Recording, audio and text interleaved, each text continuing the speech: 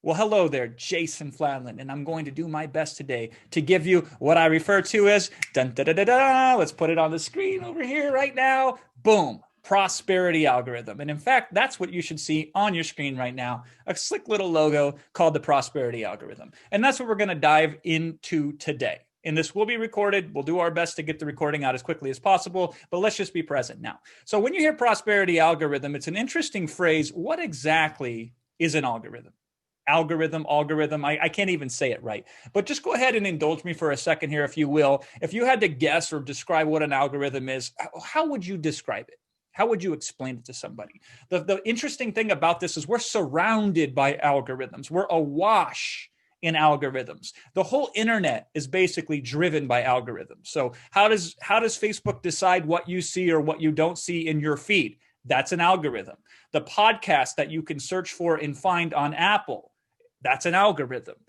Google really defined algorithms with how they built the algorithms that determine the search results. Amazon is an algorithm and also in its product search results. Essentially, it is a decision-making process of parsing through millions and billions and trillions of pieces of data, factors, and opportunities, challenges, difficulties, and decisions, and spinning back the most accurate specifics in the least amount of time and effort. So algorithms are generally described in technical terms, in programmatic terms, but why not shift the perspective to the algorithm of prosperity? And we're going to talk about why prosperity. Out of every algorithm that we could have focused on and deep dived into why prosperity, hold that thought. We're going to be with it here in a second. Now, algorithms can be cracked. All algorithms have a weakness. And that is if you systematically study the algorithm, you can find the leverage points in the algorithm and you can exploit them. And exploit is neither a positive and negative term. It's just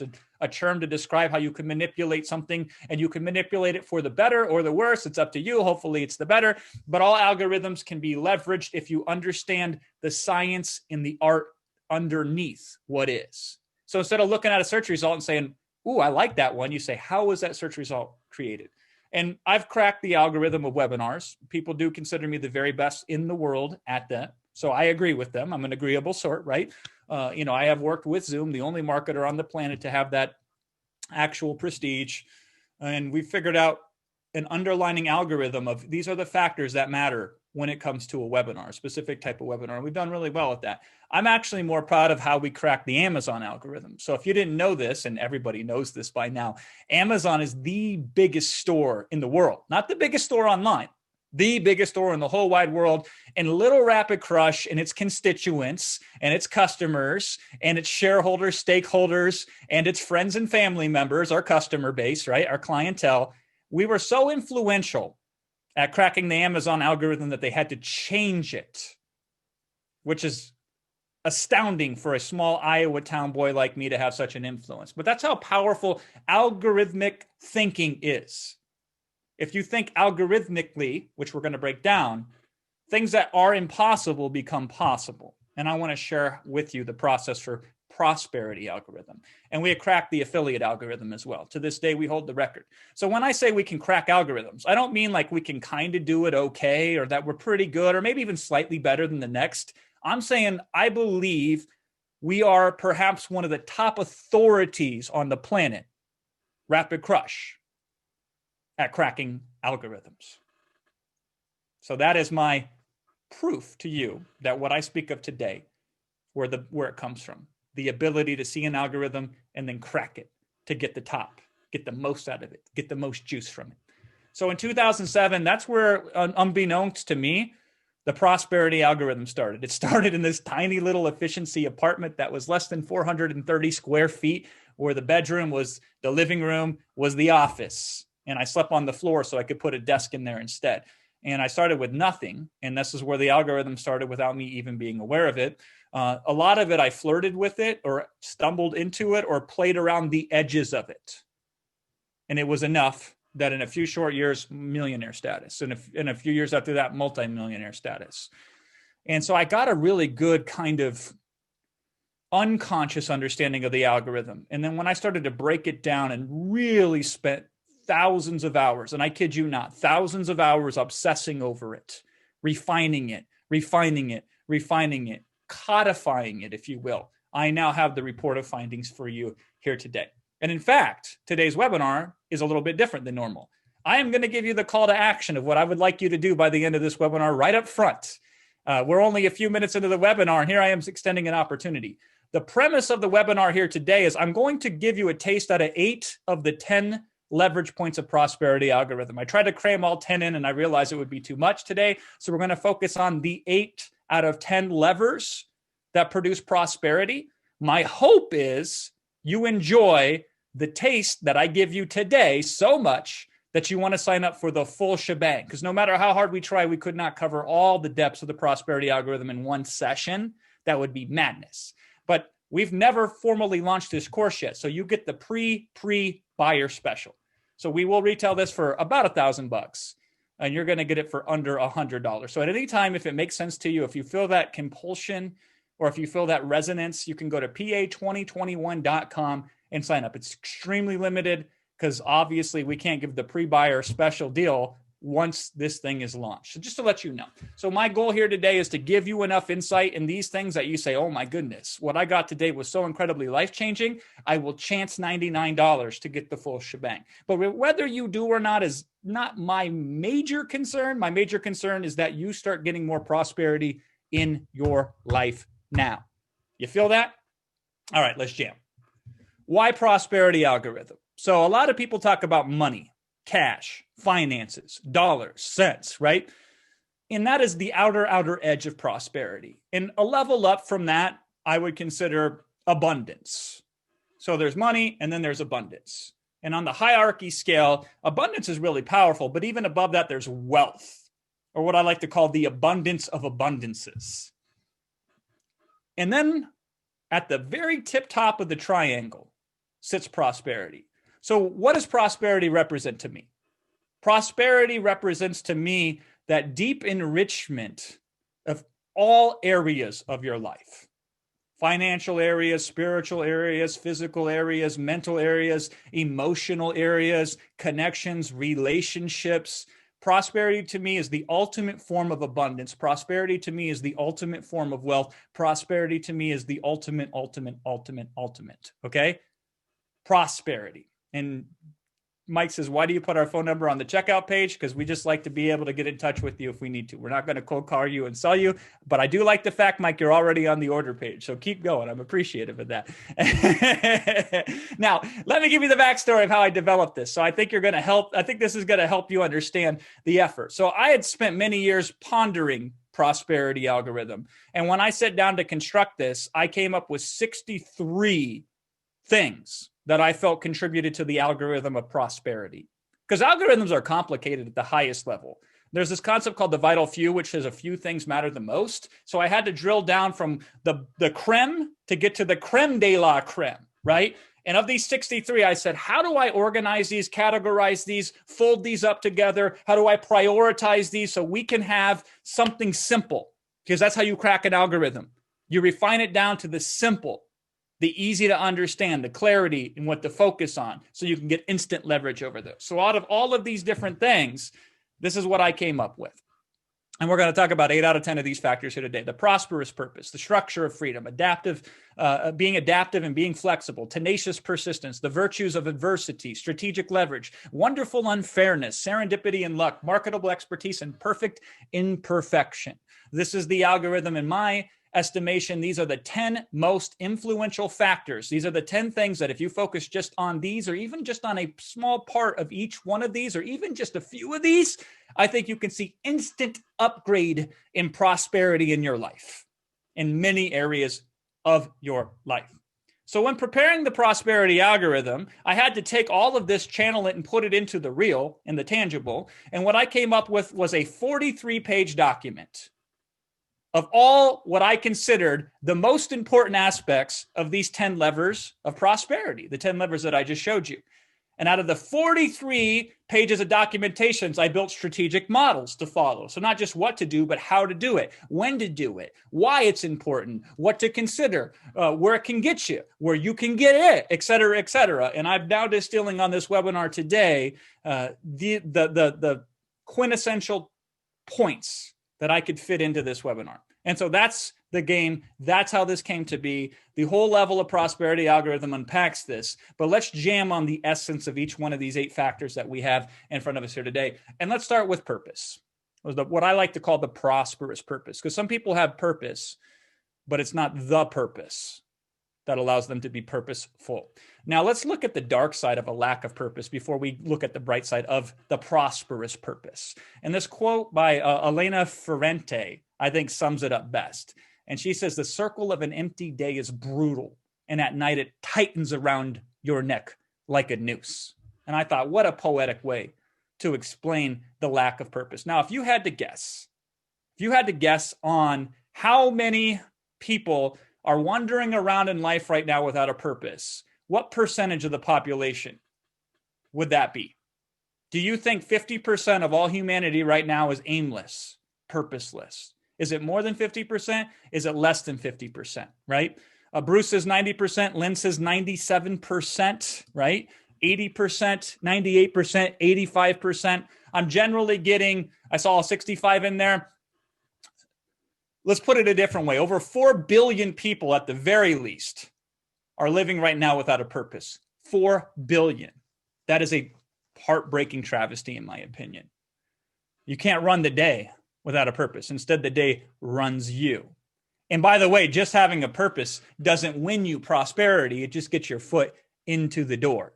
So let's be purposeful about our purpose. So your first purpose, if you don't have a purpose, is to figure out what your purpose is. Now, by the way, I didn't say find your purpose, and figuring it out isn't an exact science, okay?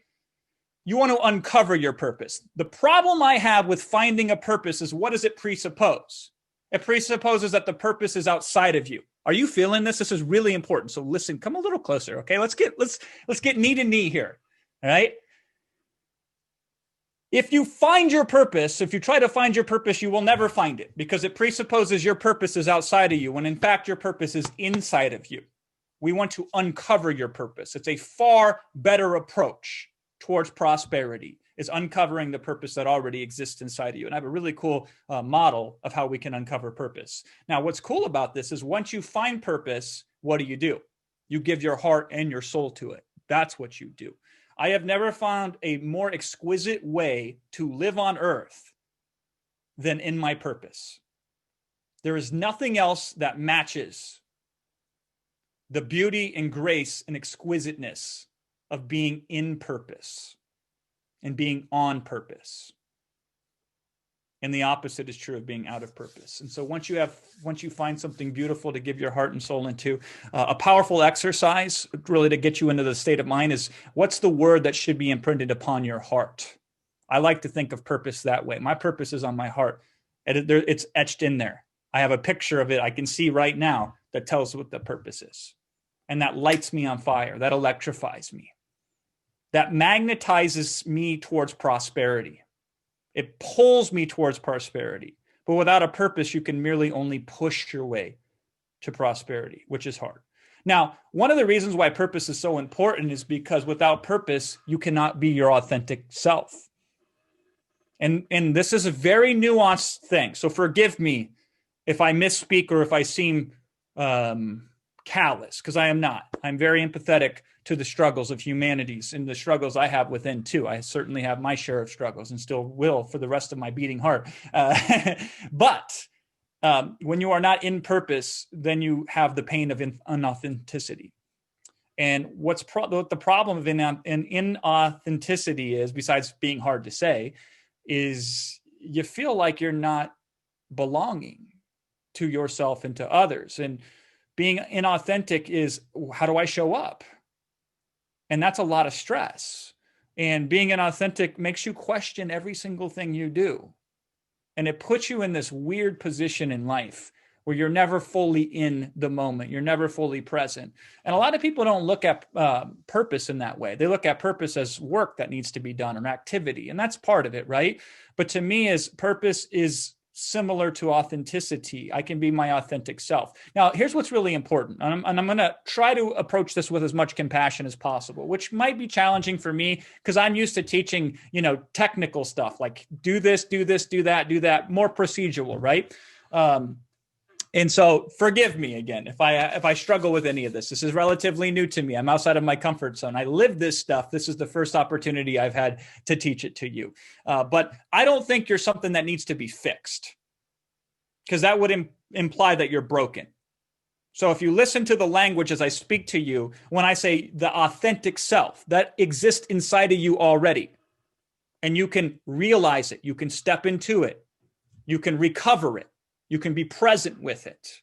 So you are not a broken thing, my friend, that needs to be fixed. The problem that I have with self-development, self-help, and personal development is a lot of people look at themselves as a project that needs to be fixed up. That is a poor shadow version of what prosperity is. Now, the prosperity of purpose is this. In real tangible forms, people with a purpose in life, they're less likely to get sick. They're less likely to have disease. One of my favorite things about purpose on a lower material level is it automates decisions, and it improves the quality of the decisions you make.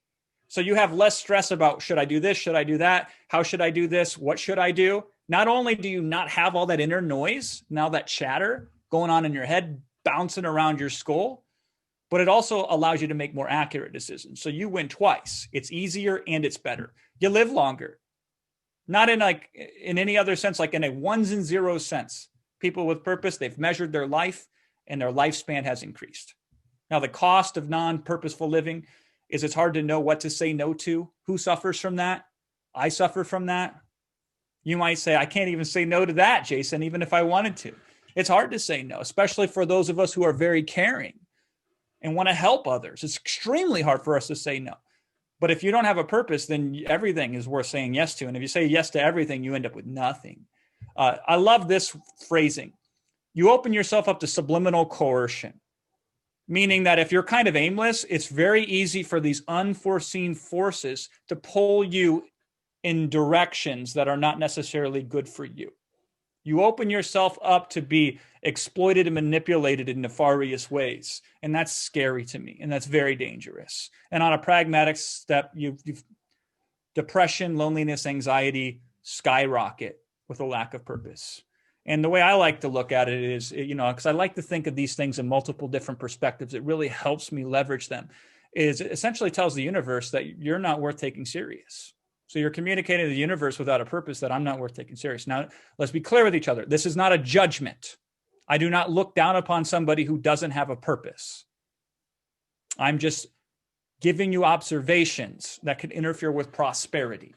And I do it with all the care and love in the world for you because I want you to have this, right? But it is what it is. We have to acknowledge the truth before we can leverage it.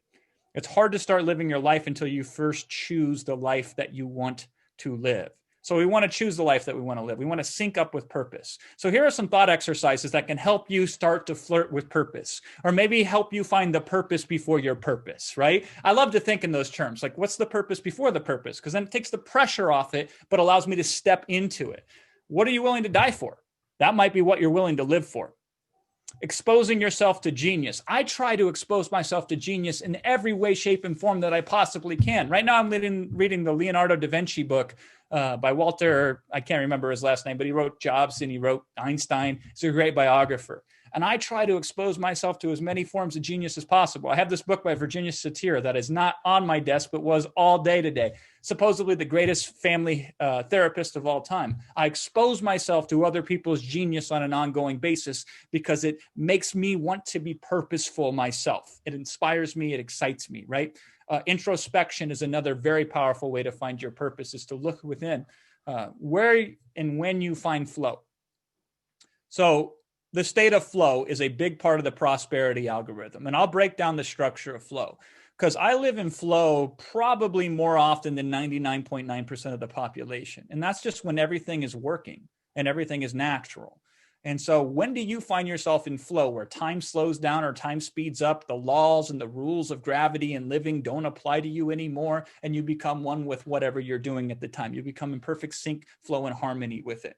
That is a hint, or maybe the actual thing of your purpose. Your struggles can define your purpose as well. My favorite strategy, though, is this one. In what ways are you still like your 6-year-old self? Because I'm going to tell you, children understand purpose better than adults do. Children live in their purpose naturally, and then it gets vacuumed and sucked out of them when they grow up. So let's reclaim that. So what is the 6-year-old you telling you you should do? They're probably right, or at least they have the clues to point you in the right direction. Now let's talk about the refinement of purpose, because just getting a purpose is not enough. We're not talking about something to do. It has to have meaning as well. It must be internal and external. What I mean by that is you show up in the world with your purpose and it feels right on the inside. Because what's the opposite of that? There's the tortured artist. You ever heard of the 27 Club? All these famous artists who died by the age of 27, people like Kurt Cobain and Jimi Hendrix and Janis Joplin. It is very interesting how many artists don't make it to their 30s. They have purpose, but not the prosperous kind. Now, why is it that purpose is so elusive when it's so important and powerful? First thing is you're not taught. It's not a formal school lesson. Here's how you find purpose. Purpose 101. If they would have had that class, I would have signed up for it twice, right? Sometimes you have found your purpose, but you've lost it. That happens. You lose your keys. Why not your purpose, right? Sometimes you just haven't made it a priority. And the way I look at life is not necessarily I did wrong or I did right. It's I've made a priority or I haven't made a priority, because it allows me to treat myself kinder and allows me to get more out of life. You're trying, but your approach is off. That's why you're here, hopefully. I'm always showing up to new places to learn new thinking, new processes, to reflect and refine and adjust and be organic with life. And so I'm willing to adjust. So maybe you have to make some adjustment. The big one, though, is people are afraid of coming up short. They are scared. What if, Jason, I try my purpose and I fail at it? Well, you can't fail at it, first of all. If you're living in your purpose, you've already succeeded. But second of all, then what? You try your purpose and it doesn't get you where you go. Listen up. At one point in my life, I thought I was going to be a rapping monk. That was my purpose, to chant Hare Krishna and to create hip hop music. But it led me to where I was today. So even though my purpose wasn't my purpose now, I have to honor it and to dishonor that, which opened up every living cell in my body to 100%. The risk is not doing it, not in selecting a purpose and then making adjustments, okay? So in Prosperity Algorithm, we start with purpose. And I don't just give you more how-to or more insight into purpose. I have models of purpose. So you want to know that 6-year-old self and how to look through the eyes of a 6-year-old? I will take you through a step-by-step image-based meditation that will help you tap back into and find those things that were once lost. So I will provide framework, structures, routines, processes, and support, and everything I can possibly cram into one powerful session on purpose. And I have a lot of stuff that I've done on purpose because my life, I've been fortunate and blessed enough that I've always had a purpose. I don't know why, and I don't know where or how, but I've always had a purpose in my life. The only time I haven't, I guess there was a time between the ages of 18 and 21 where I was pummeled so hard by adversity and didn't know how to deal with it that I lost purpose and I became depressed. I became anxious. I became agoraphobic. But I was the kid that was performing in front of crowds when I was 8 years old, writing music. It was just in me. It was my purpose, right? So session number 1 is the prosperous purpose. Now I put these weird numbers on there, $3,125 an hour. That's what I charge. That's my consulting rate and my coaching rate. So I thought that was a good way to approximate the value. It's obviously far beyond that. But PA2021.com, if you want a full deep dive, intensive session with models and structures and handouts and processes developed for purpose, PA2021.com, that's 1/10 of the algorithm for prosperity. And we're going to get in on that. All right. Second one, the structure of freedom. I love paradoxical phrases. To me, the beauty in life is often in the paradox, things that seemingly contradict itself on the surface, but are the deeper truths when deeper examined. So the structure of freedom. How can you have freedom without structure? You can't. So the very thing that people think isn't freedom is the key to unlock freedom. So the paradox of structure simply states freedom without structure is its own slavery. That's how David Brooks put it. Beautiful saying. If you don't have structure, that is its own structure. Lack of structure is its own structure. And another way, the great artist John Steinbeck said, it's a hard thing to leave any deeply routine in life, even if you hate it. So look around you. I bet you could throw a rock and hit 10 people that are doing things that they hate, but can't resist doing, in spite of the fact that it brings them pain and agony and suffering. And that's why structure is so important. Imagine a structure imagine something so powerful that once you start doing it, it's almost impossible to stop, even if you don't want to do it. So much for motivation, right? Structure is far more important. Now, with that said, like everything in the prosperity algorithm. So again, if we're thinking in terms of algorithms, you say, hey, Jason, I heard Google, they love having links point to a website. So let's spam 1 million links at my website and we'll rank high on Google, right? And Google says, get that crap out of here, right? That's all algorithms are like that. There's a zone of acceptableness. And if you have too little of it, you fall out that zone. And if you have too much of it, you also fall off that zone. So where structure becomes dangerous is when you become overly rigid. So when people think structure and get afraid of it, they think inflexible. They think straitjacket, right? They think complacency. And structure can create complacency, and routine can create those things if you're not careful with it. And I like to think of it this way, where at first, routine is like developing a groove. But once you get in the groove, you can create a rut if you're not careful. And then the only difference between a rut and a grave is the depth. Think about it like that. So we want to create a groove, but we have to have the ability to be spontaneous and innovative inside of our structure. Now, the brilliance of structure and why we should be eager to employ it in our quest for prosperity is it reduces, amongst other things, and there's a million more things that it does in this. This is just what I plucked out of the hat for today, right? The powerful, beautiful thing about structure is it reduces the cognitive load, which is a $5 phrase, if ever there was one. This is what the psychologists say. Because by the way, when I studied prosperity, I studied psychiatrists, I studied psychologists, I studied hypnotists, I studied linguists, I studied epistemologists, I've studied any and every possible thing that you can think of where genius was at. And I looked at those models of it. So the psychiatrists call it cognitive load. What that just simply means is your ability to process information. Let me put it to you in a way that's should hit home for you. When I saw this, it blew my head up for a little bit. So in 2009, there were 51 billion emails sent per day. That's a lot, isn't it? Seems like a lot. 51 billion every single day. Well, guess what? In 11 years, it's now 306 billion. So the amount of email has went up 6 times in the last 10 years. You know what hasn't increased 6 times? Your memory capacity. The neurons that funnel information from your brain to your body and to your heart, right? So humanity has not evolved to take in the information that has increased. And this has created devastation in its wake.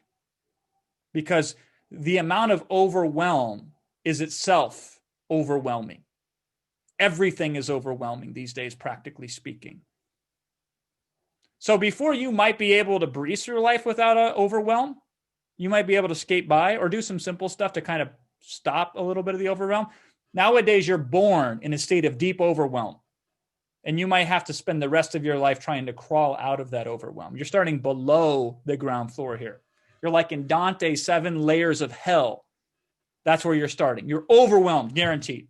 So we have to now create a massive pushback to stop overwhelm, which has never been seen really in any time in history. This is a unique time that we live in, where we have to employ very aggressive means to protect ourselves from overwhelm. And that's why we need structure. Now, the benefits of a prosperous structure is it builds confidence. So confidence, everybody wants confidence. Everybody tries to get confidence head on, and they usually miss it. We pick up confidence as a byproduct of doing everything else that I'm talking about. Structure creates confidence. It reduces the need for willpower or determinations. So in my toolbox of leverage for prosperity, I don't even pack willpower and determination. I might leave them in the garage, but I don't put them in the toolbox to take with me because they are so weak and flimsy as leverage for prosperity. Willpower and determination, not interested in those things. So structure bypasses that need. It creates momentum.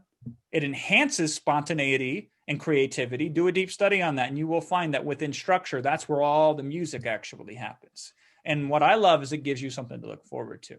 Now, here's a beautiful exercise for you to consider, and I'm going to go more in depth in this in prosperity algorithm formally when we train it. Schedule your chaos. So literally, I'm telling you, one of the greatest ways you can deal with overwhelm is to put 15 minutes on your calendar where you will intentionally create chaos. Now, what do you suppose that type of thinking and that type of approach does? Right now, chaos is something you're victimized to in your mind, probably, if you're feeling chaotic or overwhelmed. It comes at you. It attacks you. It influences itself into your life, right? We flip that switch. Now you come to it. You decide a little bit more. You get a little bit more leverage over the chaos. I'm telling you, if you schedule your chaos, chaos will come to you in the future and you'll say, hold on, let me check my watch. Oh, it's not time for you, Nat. You're going to have to sit over there and wait for me to see you. And then you get on with it. And that's prosperity. The power of structure is how you bravely face the unknown, because you'll be too well trained to panic. That's what we want. That's why it's so important in the prosperity algorithm. And that's why I've devoted hours upon hours of formalizing the structure of structure, the model of structure, how we use structure instead of having structure use us, the zone of prosperity within structure, and how all of this can be structured together. One of the most beautiful things that I am grateful for in my life is I have the ability to develop structure in anything that I do. It's a natural tendency for me. So when I used to teach copywriters how to write sales copy, everybody was like, I don't know how to write a headline. A headline seems to be this very loosey-goosey process. And if you buy 100 products on how to write headlines, they all tell you the same generalized information, which is interesting, but not necessarily useful. I broke headline writing down to a structure.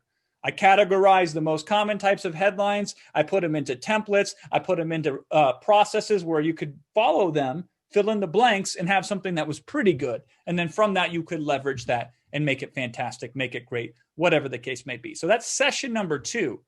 We're going to dive into structure and how it can best be utilized specifically, step by step, full in intensively into the prosperity algorithm. So if you're already goosed up and ready to go just on the 2/10 of what you know about prosperity right now, go to pa2021.com, get in on the pre-launch special. We basically dropped the number off the front of the price point. So instead of being $9.99, it's $99. But this is the only time, and I guarantee you, I'll swear on the stack of Bibles, that this is the only time the price will be $99. pa2021.com, right? Let's talk about adaptivity, and flexibility, right? Here's the problem with comfort zones. I'm sure you heard about comfort zones, and I'm sure this isn't the first time somebody has told you about, hey, if all growth lies outside of the comfort zone, and you increase your comfort zone and you can do more, right? Comfort zone, this, comfort zone, that. And what I find is if you go to seminars where people talk about the comfort zone, most people will nod their heads in agreement, say, yeah, that's really cool, and then walk away not being any better than they were before they attended the seminar. The problem with the comfort zone is it limits the viewpoint and perspective of it. It doesn't fully represent the value of what I'm talking about here. The problem with when you're thinking comfort zone is, yeah, you can stretch a comfort zone. Yeah, you can widen it. But it's a two-dimensional viewpoint of comfort. It's very, very limiting in how you can approach it. Dare I say, the phrase comfort zone is too comfortable. Isn't that ironic, right? We don't want to figure out how to manipulate our comfort zone. We want to hack comfort, all right? There is no actual comfort zone. That's a far too comfortable way of looking at it. For example, you could polarize comfort. You can flip comfort immediately. You don't have to stretch it. You don't have to pull on it. You just flip it. Because in a moment, you can, with the right approach, become more comfortable with mediocrity. And if you're uncomfortable with mediocrity, now you can be more comfortable with success. Success becomes more compelling. So that's one really basic, high-level concept of all the strategies that I've developed to take comfort and flip it, invert it, posterize it, right? But here's the way that I think of comfort in my mind and how I utilize it to be flexible and adaptive, all right?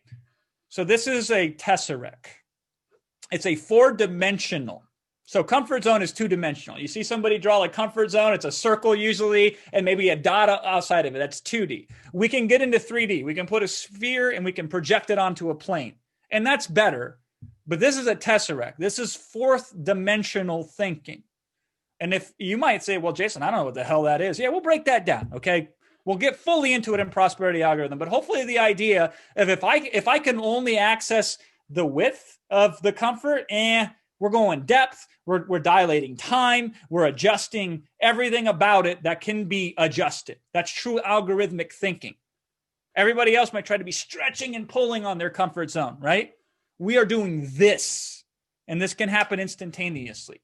So comfort is a tesseract, and we can hack the tesseract. We can become comfortable with what was uncomfortable, and we can become uncomfortable with what is comfortable. We can bypass comfort because we can always be comfortable. Because just because you're comfortable with something doesn't mean that it will serve you or you'll be useful with it. A lot of people are comfortable with things that don't serve them. There's more to it than that, right? The problem with certainty, it doesn't exist. That's the problem with it. So people will sacrifice adaptivity. They will sacrifice flexibility to try to obtain certainty. And if you do that, if you seek certainty, you lose openness, you lose curiosity, you lose acceptance, you lose learning, and you lose growth, okay? So I studied a lot of different mental disorders because I found a lot of useful techniques in mental disorders, believe it or not. And if you look at obsessive compulsive disorder, what's called OCD, there's this brilliant lesson or thought process they go through where, you know, a newborn baby, mother puts the baby to bed and she checks on it every 3 hours. Why does she check on it? To see if it's okay. But is that responsible? 3 hours? Because something can happen in 3 hours. So she starts checking on the baby every 2 hours. That's 2 hours of uncertainty though, right? So she checks on it every hour. But that's not even okay. Every 30 minutes. Every minute? Should you check on the baby every minute? You say, well, Jason, I can put, you know, the walkie-talkies in there and I can listen to the baby. Walkie-talkies, the batteries might die in them. Or not all threats are audible, right? And so people will seek certainty, which is impossible. It's an impossible master to satisfy. And they will also give up openness, curiosity, acceptance, learning, and growth, right? What I've discovered studying trauma is that inflexibility is a commonality in all trauma. I don't like to use universal qualifiers. So universal qualifiers are things like all, every, any, none, never, because they're almost always wrong, right? But this is one time I feel comfortable using this because I have never found an exception to this rule so far in my pursuit of prosperity, that inflexibility is the commonality of all trauma. Here's what most people experience when they can't make progress. They fight, they flight, or they freeze. 3 options. That's highly inflexible. Do you think having 3 options in life is going to allow you to tap into prosperity? Probably not, okay? The thing that's missing from this, the one thing that separates growth from inflexibility, more so than anything else, is this one, asking for help. I have struggled with this one my whole life because I grew up in a tumultuous style of living where you couldn't ask for help because you were too busy trying to help other people, adults, when you were children, right? That kind of stuff. So I got really good at not expecting anything from anyone ever. If it's meant to be, then it's up to me, that kind of nonsense, right? And I became rigid and inflexible in my ability to really tap into the finer points of prosperity. So because this was so hard for me, I built a model. I said, what are the most prosperous, most empowering, most exciting, most easiest, natural ways that I can ask for help? And then I practiced it. I started asking for help for things I didn't even need help with because it was so good for everybody involved in that. And I got a lot to learn here. Don't get me wrong. I'm certainly a work in progress here, but because I've had to struggle with this so much to do what some people can do naturally, I've had to go deeper to build models around it. And I want to share them with you. It's one of the many ways that we can inspire flexibility to create prosperity. Now, here's what happens when you have a lack of flexibility, all right? You tend to do what's called filtering, where you only see the downside of something, or you only see the upside of something. Both of those are very dangerous because you're walking around with a bandaged eye. Scary, right?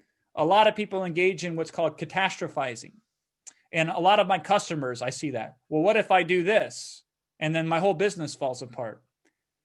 It's a fixation on worst case scenarios. Now, the thing about worst case scenarios is they don't really happen hardly ever, maybe once in a while. And so what? They happen. Then what? What do we do next, right?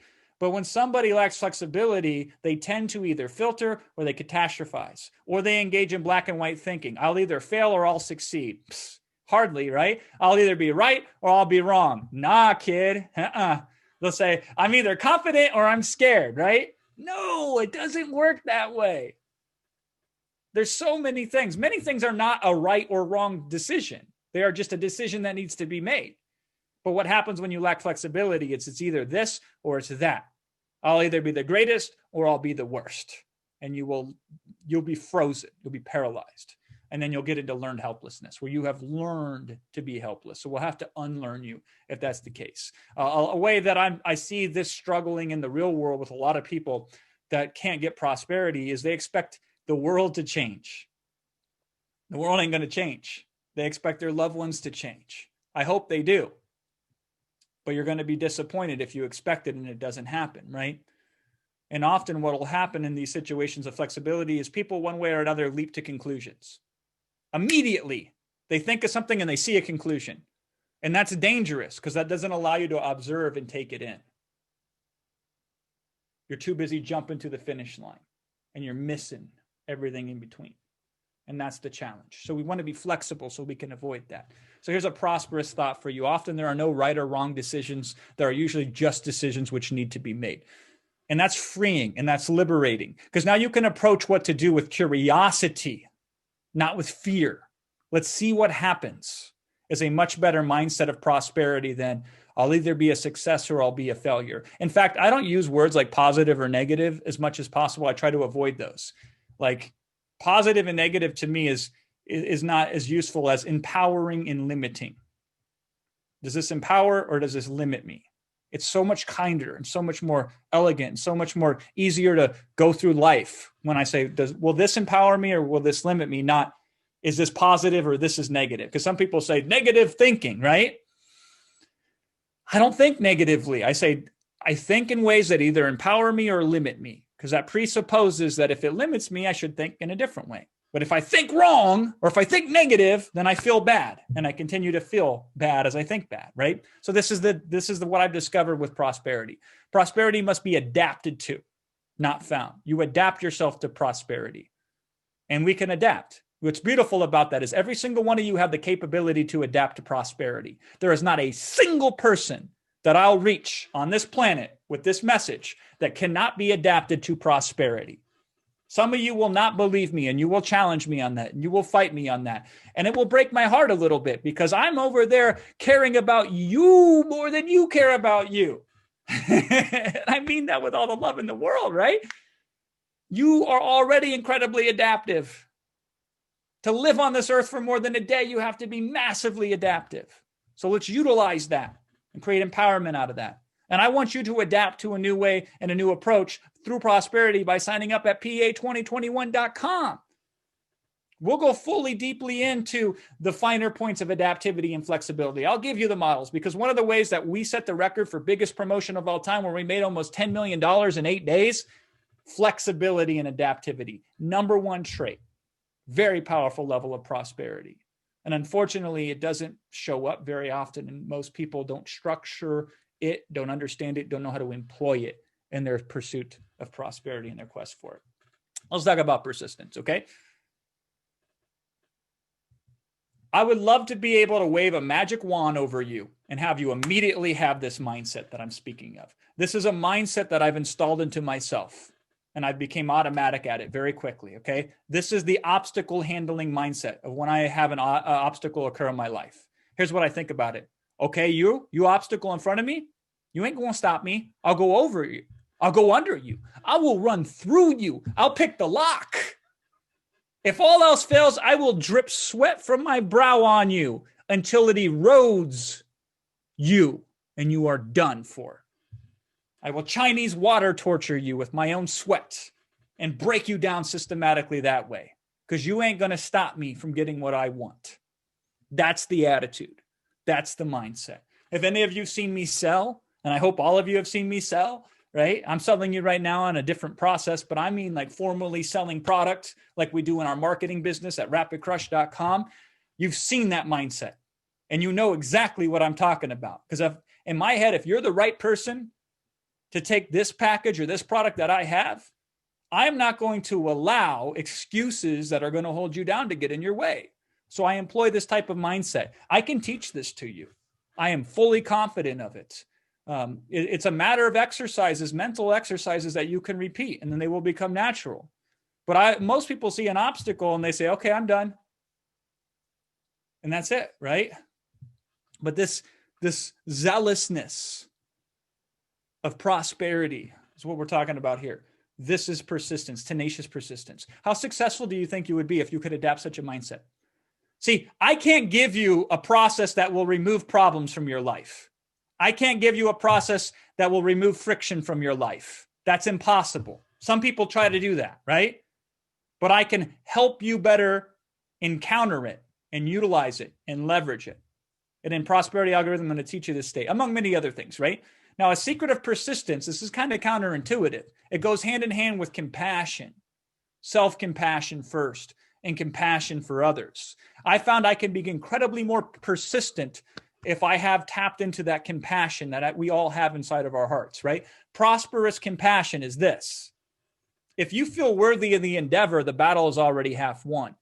If we analyze some of the places in your life where you ran into brick walls and then you turned around, what we probably discovered is you didn't feel worthy of what you were doing. Something was holding you back. And this is not a judgment again. I tell this to you, all the kindness in the world. This is an observation. This is an acknowledgement of some of the factors that can prevent the prosperity algorithm for working in your favor, right? Is if you don't truly feel worthy of what you're doing,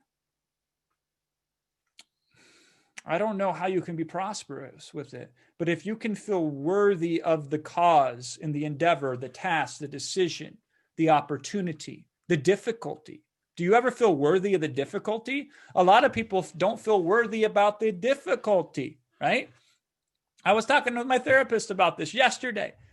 I've had a lot of difficulty in my life recently, including this morning.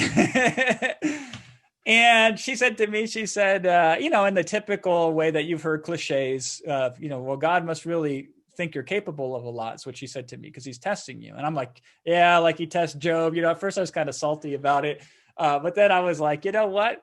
Whether that's true or not doesn't matter. I am capable of this. I am worthy of this challenge. I am worthy of this adversity. And guess what that changed? Instantly flipped me from feeling really not empowered to feeling like $1 million, right? So that's compassion for the self. Compassion is the only way you can heal a wound. But see, a lot of people don't have wound healing capabilities. So they go out in life and they get shot with arrows and they're done. They can't heal their wounds. They just accumulate more and more wounds. Most people don't know how to heal properly when they are hit with adversity or setbacks or challenges. It's not that we stop the bones from getting broken. That's impossible. But we can set the bones back in place. And sometimes they grow back even stronger than they were in the first place. My favorite thing about all this, when you have persistence mixed with compassion, it allows fear to be set in the passenger seat. So a lot of people, fear comes in and it just takes over the driver's seat. And now you're in the passenger seat. Or a lot of people don't get in the car because they know fear is going to come in with them and then take over the steering wheel, right? But this allows fear to take a passenger seat on your journey. You can acknowledge it. You can say, fear, I see you, without the judgment, the harsh judgment that you say, well, why do I feel this way? Why do I have to fight with fear? Why can't I do better? What's wrong with me, right? All of these things I've thought 1,000,000 times in my life. And then once I really tapped into that persistence mixed with compassion, it was like, fear, I see you. I acknowledge you. Go over here and sit down. You can be there with me, but I can be observant and I can be present and I can be prosperous. Here's an irrefutable fact for you. Anyone living on this webinar right now is incredibly persistent. Do you know the millions of ways you could have been dead by now in your life? But your stubborn little heart has kept beating every single moment of your existence, like a train running perfectly on time. You are the most persistent person you know. It is amazing that you can navigate through life for any point of time and not meet with death. That's persistence. You are biologically programmed to be persistent. You have the capabilities within you. We just need to bring them out. We just need to massage them and leverage them. That's it, right? here's what I love about prosperity. In the prosperity algorithm, talent is optional, but tenacity is not. That's the power of the prosperity algorithm. I don't care how talented you are or aren't. Now, I hope all of you are as talented as you possibly can be, right? But I'll take the talentless and I will embrace them and love them and teach them the prosperity algorithm, and they can thrive and they can succeed with it. But all talent, no tenacity, I can't do anything for you. I can't help you, right? So this is why this persistence is such a powerful component of the prosperity algorithm. See, when you truly capture this and in the prosperity algorithm, when we hear people say sky's the limit, we say, hardly. That's a starting point. So most people think the sky's the limit is like a big level thinking. We say the sky's the limit. Nah, kid, the sky is where we start. And outer space keeps expanding every second of the day. And we're going to try to expand with it, okay? So prosperity algorithm, PA2021.com. I want you to expand alongside me in the prosperity algorithm as we tackle in session 4, tenacious persistence. And we're halfway through the material here today. I'm going to try to speed it up a little bit with you. But I apologize if I go a little bit too long and more than I intend to. This stuff is just near and dear to my heart. This is the mechanism underneath everything else I do in my life. So most of this stuff is things that I have lived, but I have never brought out in public. And I'm super excited to be able to do that with you here. It's not lost upon me the externalities of what we're all facing here together. And maybe this is perhaps why it's being brought out of me. If COVID did not happen in 2020, it still might have been the most trying year for me personally with all the challenges that I faced without COVID. And I know some of you, it's similar, right? With your life going perfect, COVID would already be a massive disruption to you. So I can only imagine what some of the challenges have been in your life in the last year. And so we're going to figure out how to utilize these and be persistent, but we're also going to talk about the virtue of adversity. And adversity is a near and dear friend to me. It's not always the best of friends, but nonetheless, I know adversity, unfortunately, very well. I love what Einstein says about adversity. It introduces a man to himself. This is who you truly find who you are. Adversity will bring out who you are. You might not like what you see when it's brought out, but the cool thing is you can adjust that. Physical appearance is very hard to adjust them when you look in the mirror. But character appearances and how you show up, very easy to adjust those under the right circumstances with the right process in a place where you feel safe and capable and comfortable, all right? So how do we turn stumbling blocks into stepping stones, right? If your heart is broken, make art with the pieces. I'm addicted to this style of thinking. This is called utilization. In hypnosis, we call this utilization, right? We take whatever is given to us and we find out how to utilize it. And that's the power of adversity once you truly tap into and tune into that harmonic resonance of how prosperity algorithm works. If the heart is broken, we make art with it, right? And again, the best way to handle adversity is also ask for help. For many of us, our help asking muscles have atrophied. And because I had so much trouble asking for help, I developed strategic models around this. And so when you are suffering through adversity or inflexibility, those are different models of asking for help, but both of those have this power within them. People like to help if given the proper circumstances and situations, but the person that suffers silently causes all of us to suffer. And the person that can utilize adversity, as hard as it may be, and it will be one of the hardest things you ever do, it is perhaps the most potent, powerful thing for unlocking the prosperity algorithm. Now, here's the thing about adversity. There is always some component of it that's manufactured. Sometimes it's a small component of it, right? So I have had the tragedy of having a loved one die as a child. When I was 26, my brother was 9, or I was 25, somewhere around there. And I held his hand and watched him die. And it was tragic. And it broke my heart a million times. And that's a real adversity. But there's a component of that that's manufactured. So for many years, I would go through life and feel bad about it over and over again. And I remember very clearly one time I sat down with my son And I was reading this book called My Dad and Me. And I have no idea how this book came about or what it was. And Ryan never had a dad. We had the same mom, but a different dad. And I was kind of always felt like I was partly his dad because I was really the only person in his life. And we had that age gap and everything, right? And the first time I looked at that book, I felt so sad because it had his name in it, Ryan Fladlien written in it. I'm like, first of all, I'm like, how did 10 years later this book show up that I'm reading to my son that he somehow found and brought to me? And I saw Ryan's name and I felt really bad. And then I reflected upon it. And I said, you know what? Maybe this is him being with us right now in the here and the now. And then I marveled at how seemingly impossible it was that somehow that book had survived all of those years and landed in my son's hand to bring it to me to read to him. And then it felt like he was with me. So I was manufacturing additional adversity on top of the existing adversity. And that, and oftentimes, no matter what the adversity is, we manufacture extra on top of it. We don't do ourselves any favor. So part of the adversity is imaginary. Sometimes it's a small part, but sometimes it's all of the part. And so we bring the right tools and compassion to adversity to find out how we can grow from adversity and heal from it and not be enslaved by it or ensconced from it, right? And as you grow in your wealth, your adversity also grows. You know, the famous philosopher, Notorious B.I.G., he said it best, mo money, mo problems.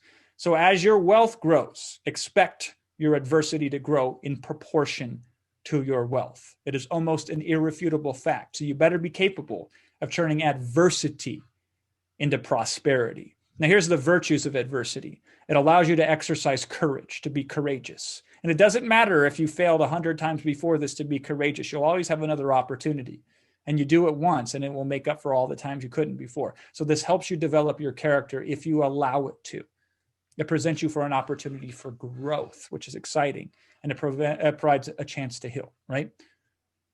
Without adversity, I'd have never been a monk. When I talked earlier about my 18 to 21 year life when I was depressed, that depression that gripped me and almost killed me, right, made me also seek out meaning and seek out some way, somehow, in order to stay above the water. And that's when I was turned on to the Hare Krishna philosophy. That's when I was reconnected to my ability to want to make music, which I had been doing every single, day of my life since I was a child, right? And, I've never been a monk. And then the monk would have never led me into business, which would have never led me to be here in front of you right here today. Well, that just hit me really hard, right? So let's talk about wonderful selfishness, or what is called self-care. So I like to think in really interesting phrases. It gives me a little bit more texture to my life, makes things a lot easier.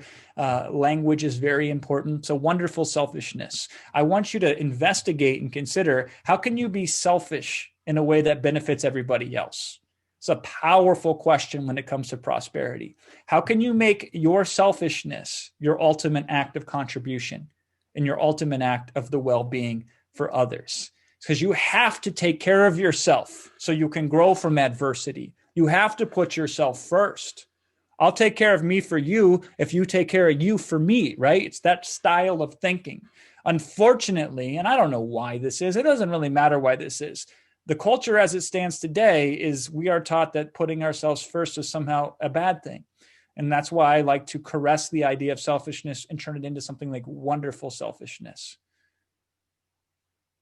A good exercise, and we'll break this down a prosperity algorithm, is would you treat a friend the way you treat yourself?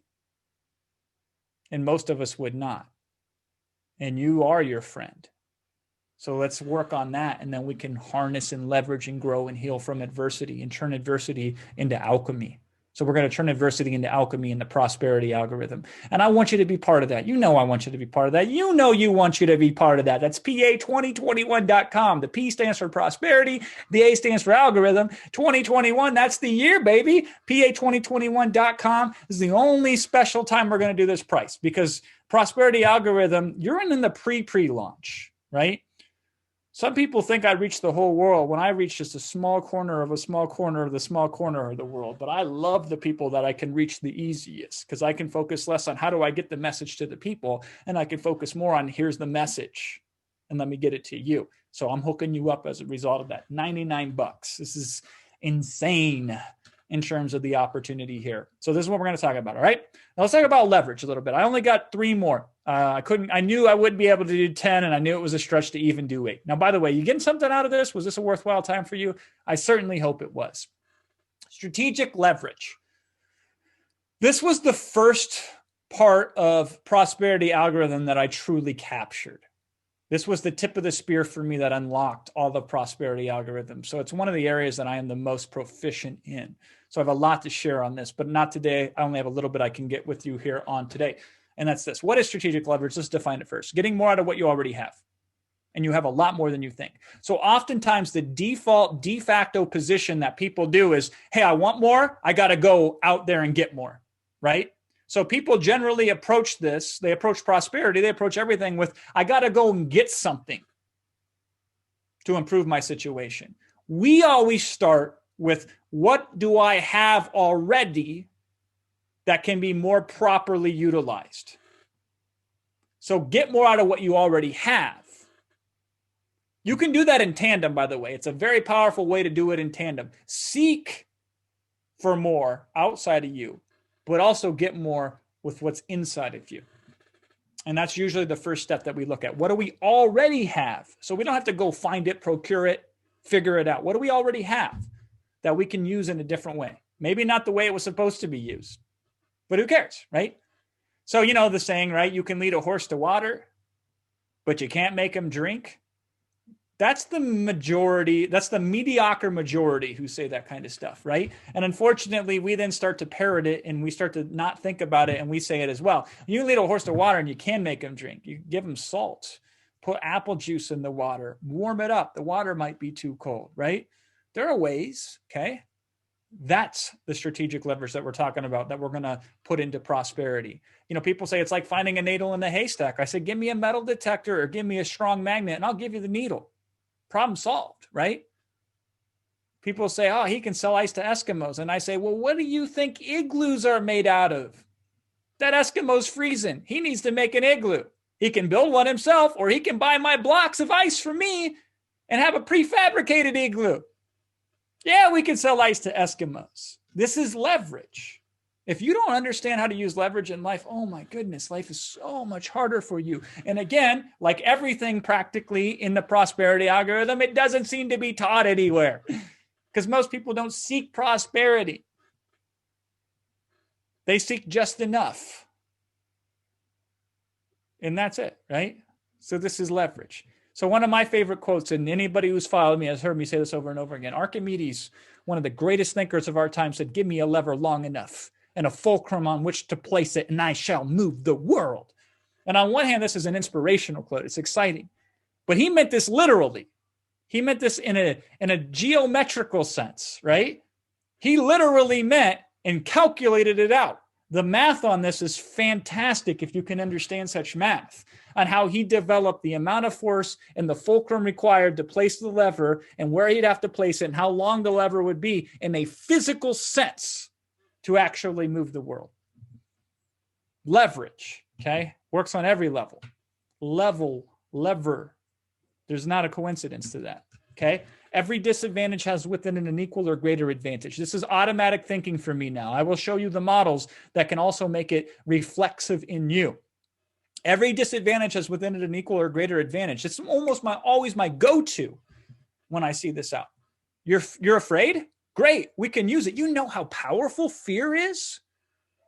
The energy and the harnessing capabilities of fear?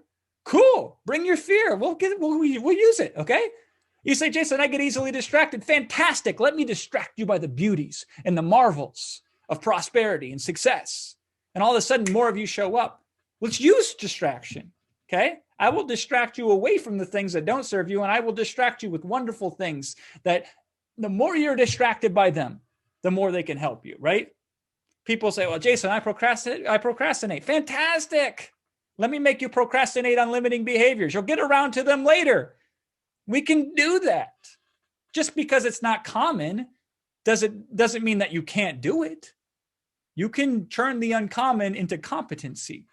We'll do it every single day, right? But people have this very rigid approach to adversity, and they don't see it. And so this is the stuff I had to figure out in order to survive in my life, because I couldn't get by the normal way. And so it's wonderful now that I can take the report of findings and share them with you. The single greatest lever that I can share with you is the perspective shift.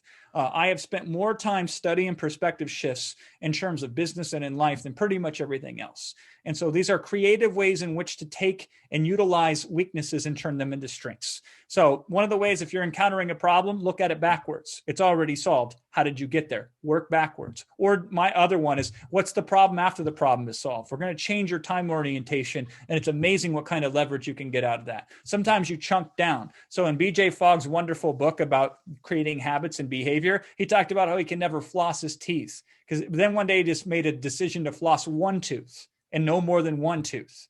And within no amount of time, with no effort, he was flossing every day regularly, 2 at a time. So we chunk down. We can make anything capable if we change the perspective and zoom in on it. Again, I utilize it through the eyes of a child. How would a child solve this problem? One of the most profound ways in which I get creativity and breakthrough. A child's curiosity is so powerful. And so we should be able to tap into that. Most of us were already children at one point in time in our life. Some of us skipped the childhood, unfortunately, but most of us, we have a childhood that we can leverage in one way, shape, or form. Negation. Most people are programmed to add things and not remove things. So doing the opposite, what we can remove. People say, Jason, I don't have time for that. I say, well, let's remove things first. I don't want you getting up earlier in the morning. I don't want you to go in bed later at night. I don't want you skipping these things you enjoy. Let's remove things. If we remove things, then we can automatically free up more time and space for you. Not add things. Most people say, I'm stressed. What should I do? They don't say, I'm stressed. What should I not do? Isn't that interesting? I find that fascinating, right? I'm stressed. Well, let me give you more things to be stressed about, right? That's a modality. It's not the only modality. I love this perspective exercise. And we break all these down formally in a prosperity algorithm. We can make any problem appear insignificant if we compare it to something gargantuan. And I've done this several times on this webinar. There's 7.8 billion people on this planet, and you're telling me you can't find 1,000 of them that each would pay you $1,000 for something? You know what 1,000 times 1,000 is, my friend? It's $1 million. So when you start thinking of 1,000 and 1,000,000 in proportion to 7.8 billion, it doesn't seem that significant anymore. It doesn't seem that overwhelming anymore. Everything can be relatively compared to something else and appear as insignificant, and vice versa, by the way.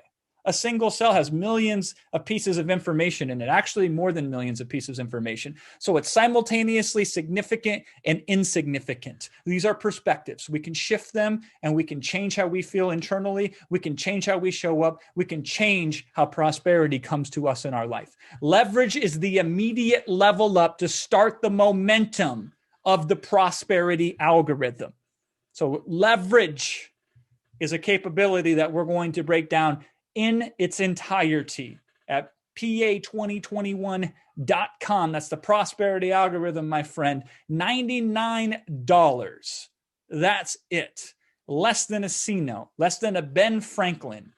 Get you a spot at the table where we go fully in on each of these sessions. I imagine they're going to be between 60 minutes and 120 minutes, if not longer, perhaps. But I will give you the structure of each of these things in a way that I don't care how you learn, there will be a way for you to leverage them. Okay? So let's talk about the next one. Let's talk about wonderful unfairness. This is one I was dealing with literally this morning with an emergency that had popped up in my life. And it was fascinating to observe and watch how unfair the world is. And I would like to share something with you that breaks my heart. And this is really hard for a lot of people to hear. A lot of people will want to avoid this because it will overwhelm them. And it is very devastating if you're not properly solidified to handle the information. All right. So I'm warning you in advance. And so I'm trying to soften the blow at some truly depressing things that are in this world and that occur in this world, the cruel injustices of the world, as I like to think of them. There are 150 million orphans. You know, anybody seen The Queen's Gambit? Great movie. a great series on Netflix. I was a chess enthusiast when I was 14. I wanted to be pro.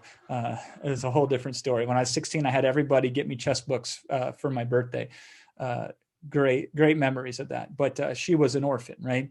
And it's tragic that there are all these orphanages filled with children who don't have parents. Right now, suicide is the 4th leading cause of death in the world. I have 3 people in my class of 500 I graduated who have committed suicide, which is statistically much higher than normal, due to the kind of the situation that we all grew up in where I was from. And that's heartbreaking. There are over 1 billion people that don't have access to clean water. They have to walk, some cases, miles upon miles, or they have to do a lot of effort just to filter the water out to make it drinkable, right? This one is one I just saw the other day because it's the Christmas time. When kids write their list to Santa of what they want, the most requested item on the list, a dad. And that is heartbreaking. And that is sad. And there are so many sad things. There are more slaves on the earth right now than at any time in existence, right now, in 2020. And it's hard to live life if you haven't squared up and figured this purely unfairness out, which is the human condition. Now, I used to get upset by it. I still kind of do. I'm not perfect. I'm a work in progress, right? But I built models to help me with this so I can be prosperous and I can reach the prosperity algorithm at the top, right? Here's the cost of what I like to call righteous indignation. I used to get angry at these injustices and think, damn it, I'll fix this, right? Or, I'll do something about this, right? And then I would delude myself into thinking that anger was some sort of useful state to help me. And in some ways, anger is useful. It certainly can give you energy. It can certainly propel you, right? But when I really sat down and analyzed it and its role in prosperity, I found out it doesn't have any role. Anger doesn't fit in prosperity. And I'm about to make a bold claim with you that again, using a universal qualifier of the word never. And here it is. I have never found a situation where anger was the most empowering state for achieving prosperity. Never. When I was challenged and said, listen, try doing it without being angry because there's other ways to motivate or there's other ways to do it because it wasn't really motivation. I discovered it doesn't help me if I want to fix any injustice in the world by being angry about it. There's always a better state I can use, which will contribute more to others and make me feel better as well. Right? So I don't like to use the word positive, like I said to you earlier. I just put it this way so you could better understand what we typically use in our lexicon. Whenever I employ more positive states or what I like to call more empowering states than anger, I've always gained more prosperity and I felt better in the process. So a lot of people also look at it from the other end. They look at injustices or unfairnesses as being a victim, that victim mentality or that victimhood. And that is also equally damaging as well. The problem with unfairness is if you let it consume you, it's like carrying a weight on your shoulders and it will cause you to fall inevitably. So we have to have a program, a codification, an approach to how we deal with unfairness. And it can't be bury our head in sand and pretend it doesn't exist, nor can it be guilt. Some people are guilty because they have stuff that other people don't have. And that ain't going to work either. Because as you move towards prosperity, if you're carrying the baggage of feeling like you're undeserved, you're out of prosperity, my friend. But if you also say, it's not fair, this person had this shot and I didn't have this shot, or why me? That's also going to repel, not attract prosperity.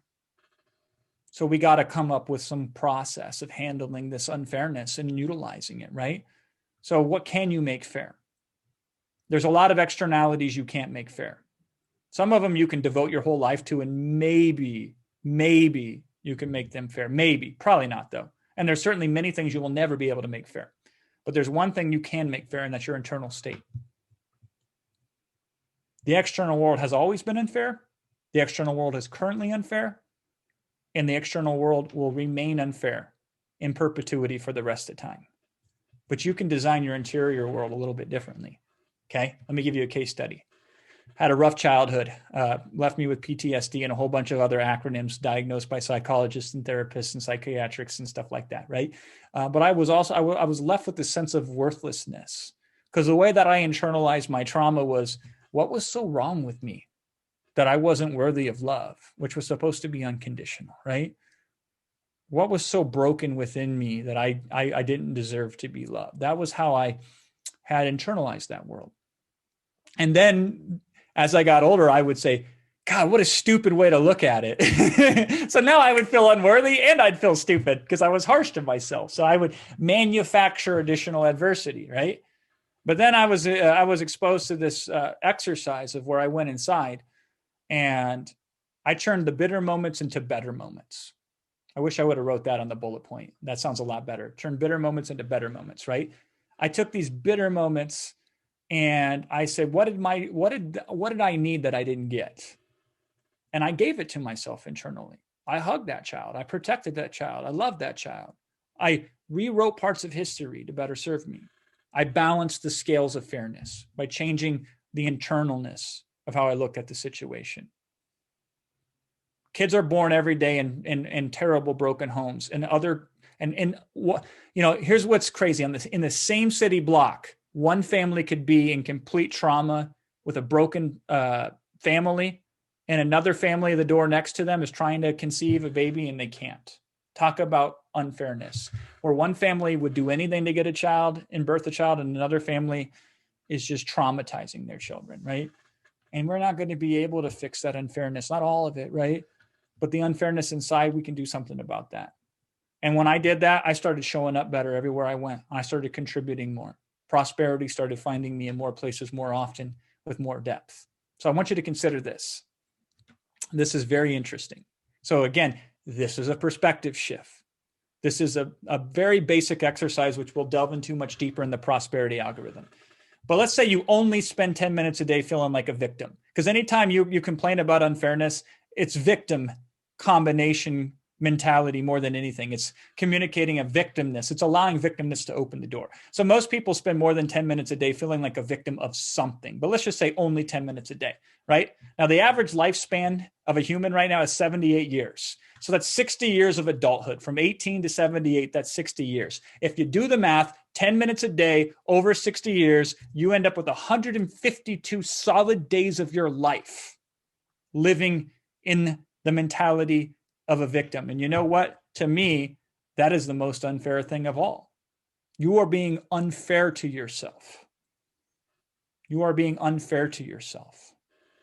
And we can fix that. And that we don't really fix it. We can adjust that to a way that can better serve you. Now imagine how boring life would be if it was fair. It'd be boring, right? There's got to be some texture to life. And isn't it wonderful that it isn't fair? That's how I feel about it now. Isn't it wonderful that it isn't fair? It allows me the opportunity to contribute. It allows me also to enjoy the fruits of life without guilt of feeling like I have something that somebody else doesn't have. You should eat your food because kids in Africa are starving, right? Well, now you've made two people feel upset. You've made the kids in Africa feel upset, and you made the child feel upset. Nobody's winning in that situation. And by the way, some of my greatest joys I've ever had is when I helped repair injustices in the universe in a way that wasn't anger or vengeance filled, right? What a great opportunity. And I want this to be a great opportunity for you to join the prosperity algorithm, PA2021.com. You talk about utility and leverage. I can leverage any situation and turn it into a sales pitch. It's a gift. It's an art. But that's the seventh session, is the wonderful unfairness in the world. If you get just a little bit of that right, it will be amazing how much it can skyrocket your prosperity in your life. I have one more for you, and then we'll wrap up. Okay. We're not going to be able to get into marketable expertise today in perfect imperfection. I wish we could, but I'm not perfect, so I didn't able to get all 10 in, right? But let's talk about serendipity and luck, which is, by the way, maybe the most controversial topic of the prosperity algorithm. And I run the risk of some people automatically shutting down and not being able to listen to what I have to say because of the knee-jerk reaction that a lot of us have to the concept of luck. I actually think more in serendipity, but I chose to use the word luck intentionally to make the point, right? To see if people could really stomach it or not. I didn't shy away from it, right? But let me just put it to you this way. Prosperity is harder to come upon if you only focus on your own personal characteristics and your own efforts. That's a dangerous position to be in, that it's all upon you, that your characteristics, your skills, your talents, your efforts, your approach, your whatever, right? The reality is there are things outside of your control. But here's what's cool about it. If we can acknowledge them, and if we're open to them, they can greatly enhance our prosperity, even though they are seemingly random or by chance or by luck. So to diminish luck, to diminish coincidence, to diminish chance is to play the game of life without a full deck of cards. And here's a great experiment, because I've studied luck. I've studied luck in depth. I love studying things weird like luck. And there's a luck scientist out there that I'll introduce you here to shortly. But they did this experiment, and I call it the newspaper experiment. There was two groups. Group A was the people who self-described as unlucky, and Group B were those who described themselves as lucky. All right. So this is the first typo I've seen. I'm sure I had other ones, but I am doing pretty good, right? But there was these people that said, I am really unlucky. And he put them in Group A. And then he found people that said, I'm super lucky. And he put them in Group B. And then here's what he told both groups. He said, I want you to go through this newspaper, and I want you to count the number of photographs in the entirety of this newspaper that I'm handing over to you. And so both groups, they started flipping through the pages of the newspapers. And a few pages into the newspaper, there's this ad next to a photo, and it says, stop counting. There are 43 photos. So here's what would happen. These people in the experimentation, some of them would just stop and say they're done, and there's 43 photos. Some of them would continue to go on anyway, and some of them would go to the experimenter and say, what should I do? Should I go on or not? And the experimenter was instructed to tell them, do what you feel is best, okay? Now, if they did go on, so, they get the newspaper, say, got to count the photos. They count, they're flipping page 1, page 2, on page 3. There's that ad. They see that. They go on anyway. Well, a few pages after that, there's yet another ad. And this ad says, stop counting and tell the experimenter that you've seen this ad and you will win 150 pounds, because this was done in England, right? Which is about $200 in today's currency. There's a lot of money, isn't it? So if people were willing to flip through enough pages and were able to recognize and see this ad, they would walk out with $200. You could buy prosperity algorithm for yourself and a friend with that amount of money, right? But here was the result. Fascinating result. The people who described themselves as lucky were many more times likely to see the ad and then claim the prize of the $200. Interesting, huh? Just because they describe themselves as lucky. What happens is when you're in the luck frequency, you are more adaptable and recognizable and open to things that normally aren't supposed to happen. So obviously they still have to present themselves. And with the randomness that unfolds in front of us at all times, they will present themselves. But that's how we can harness luck in the prosperity algorithms. I think it is one of the least understood components of the prosperity algorithm. This is like trying to rank a product on Amazon without understanding the concept of sales velocity. You're probably going to lose no matter what else you do, right? Now, the man who conducted this experiment was Dr. Richard Wiseman, who's worked with more people that describes themselves as lucky than anybody else on the planet. So this is me fascinated with genius and studying it and understanding it. Now, here's what's great about this. He went out there and he reported this finding. Now, first of all, a lot of people did not like this concept. He wrote a book called The Luck Factor, and a lot of people hate it. Entrepreneurs especially despise it, right? And this is an example of the kind of rhetoric and the crap that he would face when he would go out there and report on it. This is a reporter who was interviewing them, and the reporter kept pushing him and kept pushing him and kept pushing him. And finally the reporter says, but can't we, Dr. Wiseman, can't we just acknowledge that sometimes bad stuff like car accidents and natural disasters, that they just happen? And sometimes that there are things that are purely bad and there's nothing good about it. Can't we acknowledge that? And here's Wiseman's reply. I love this reply. He says, I've never heard that from a lucky person. I've never heard that, he says. And it's hard to fathom, but nonetheless, there it is, right? Now, there's some refinement to this. Again, the zone of prosperity. If we have too little of this, if we have too much of this, if we don't truly understand this, we can miss it. Here's the refinement of it. It's more than positive thinking. Because I know a lot of non-prosperous positive thinkers. You're absolutely bereft of health, wealth, and finances uncle, who always positive thinks, right, is an example of this. We all know people that walk around saying everything's okay, everything's okay, everything's okay with their eyes closed, who fall into a pit of despair and don't even realize it, right? This is more than just positive thinking. Positive thinking is an insult in its simplicity to the prosperity algorithm. This is like saying, well, if we just put the keyword enough time on Google's web pages, on the pages that we build, then we'll rank in Google. It doesn't work that way, right? But nor does this mean that the most successful people are also the luckiest. It's a component, all right? It does mean that being more aware of the luck factor means that we can, at the very least, limit the randomness of it. We can actually exert some control over it. But even better, we can absolutely influence it, just like those people that won the money in the newspaper ad. Now, a lot of people, I said some here, I would rephrase this if I had to do it again. A lot of people make no room for luck. And then they're shocked at how unlucky they are. Yeah, if you fill your cup full of water, you can't put anything else in the cup, right? And sometimes you might want to drink some tea. Others minimize the power of serendipity. And they end up in hot water too, because they think that they are the sole cause of all their results. So a little bit of success up front can lead to ultimate failure. I see that happen all the time because they think I can do anything. And they don't account for stuff outside of themselves. And that's very dangerous. Now, what's cool is embracing luck unburdens you from feeling like you have to control everything. Some of you, tell me if this resonates with you. You don't have to tell me in the chat, but at least tell me in your mind. Some of you feel burdened because you feel like you have to do everything for everyone at all times. That you have to, like, it's all on you. Anybody feel that way? It's all on me, right? I felt that way all the time. And then I was able to unburden myself of that. I feel much lighter in my life when I've unburdened myself from that feeling. Because it's not all up to me. But I can get what I want still. I can still really crack through that prosperity algorithm.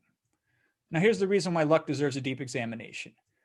What most people think of good luck is actually some of the worst luck that exists. This is what I love about the prosperity algorithm. It's all so paradoxical. It's all so surface level truths are the deepest lies kind of stuff, right? What most people look at as luck is not luck. It's the exact opposite. And I'm referring to 8-figure big lottery jackpot winners. So when people think luck, they typically think winning big, large Powerball sums of money. Now, 8-figure lottery winners, here's some statistics for you. This is fascinating because prosperity loves accuracy. An 8-figure lottery winner is 20 times more likely to be murdered than anybody else is.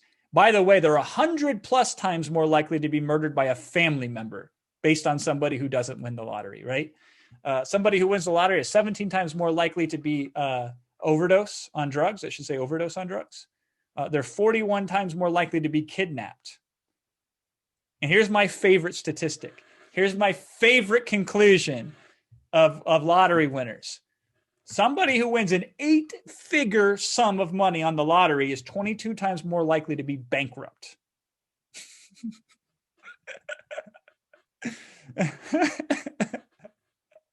Brilliant, right? Beautiful. Okay. So this is not the luck that we speak of. This is unluckiness. See, this shows you how bad we are at understanding what is luck and what is not luck. And sometimes the bad stuff that happens to us, we think is not luck, when in fact it's the luckiest thing that could have happened to us. And so we put some actual structure to the concept of luck. I like to call it a slope of prosperity. Well, you can't control where you were born. You can't control who you were born to, right? You can't control in what time frame you were born. I don't know what it would be like if I was born when there wasn't the internet, because I ain't good at much else, right?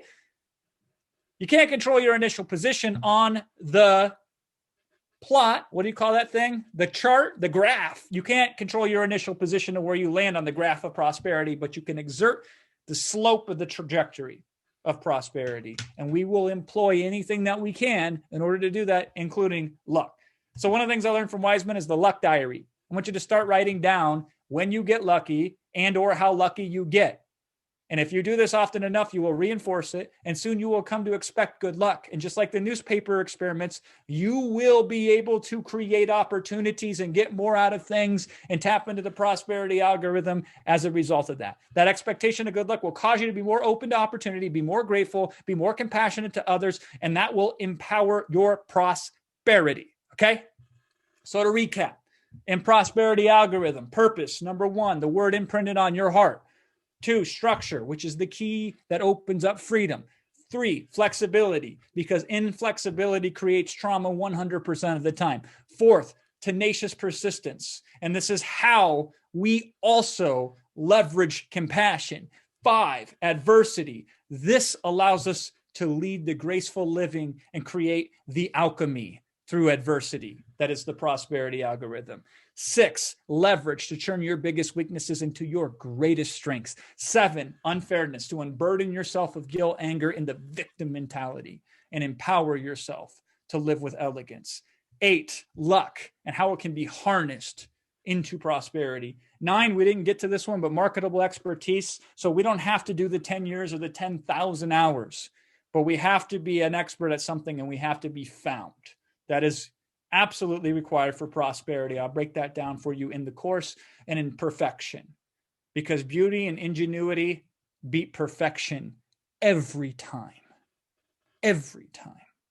So we're going to have to learn how to get the most out of imperfection and how to avoid perfection, because another word for perfection is paralysis. So what is the prosperity algorithm? It's 10 sessions over 2 weeks. We do them on Zoom like this. I'll typically go, I want to go 60. I'll probably end up going 90 to 120 minutes. I'll have Q&A at the end of it. I'll sit around and I'll help members really break it down and really right size the material. You can join me live, which I would love it. Whether you do or don't join me live on Zoom, we will take the recordings. We'll place them in a special members area for prosperity algorithm members. Now, here's the thing. It starts on January 18th, which is about a month away from now. One of the big reasons I gave you such a huge discount is because you're going to have to wait a little bit. That doesn't mean that we won't do anything in between now and then, but it just means that simply when you invest today, we don't start till January 18th. Now we go to January 29th. It's basically 2 weeks. So we run sessions 1 through 5 on the week of the 18th, Monday, Tuesday, Wednesday, Thursday, Friday. We take Saturday and Sunday off, and then we hit the next 5 sessions the next week, right? So this will end on January 29th. You may be wondering, Jason, why are you doing it this way? Well, here's what I've discovered, and I've put a lot of psychology to this, is that if we can sprint through it together, it can be taken in all at once. So you get the full viewpoint, you see the picture on the puzzle box, and you know what all the pieces are.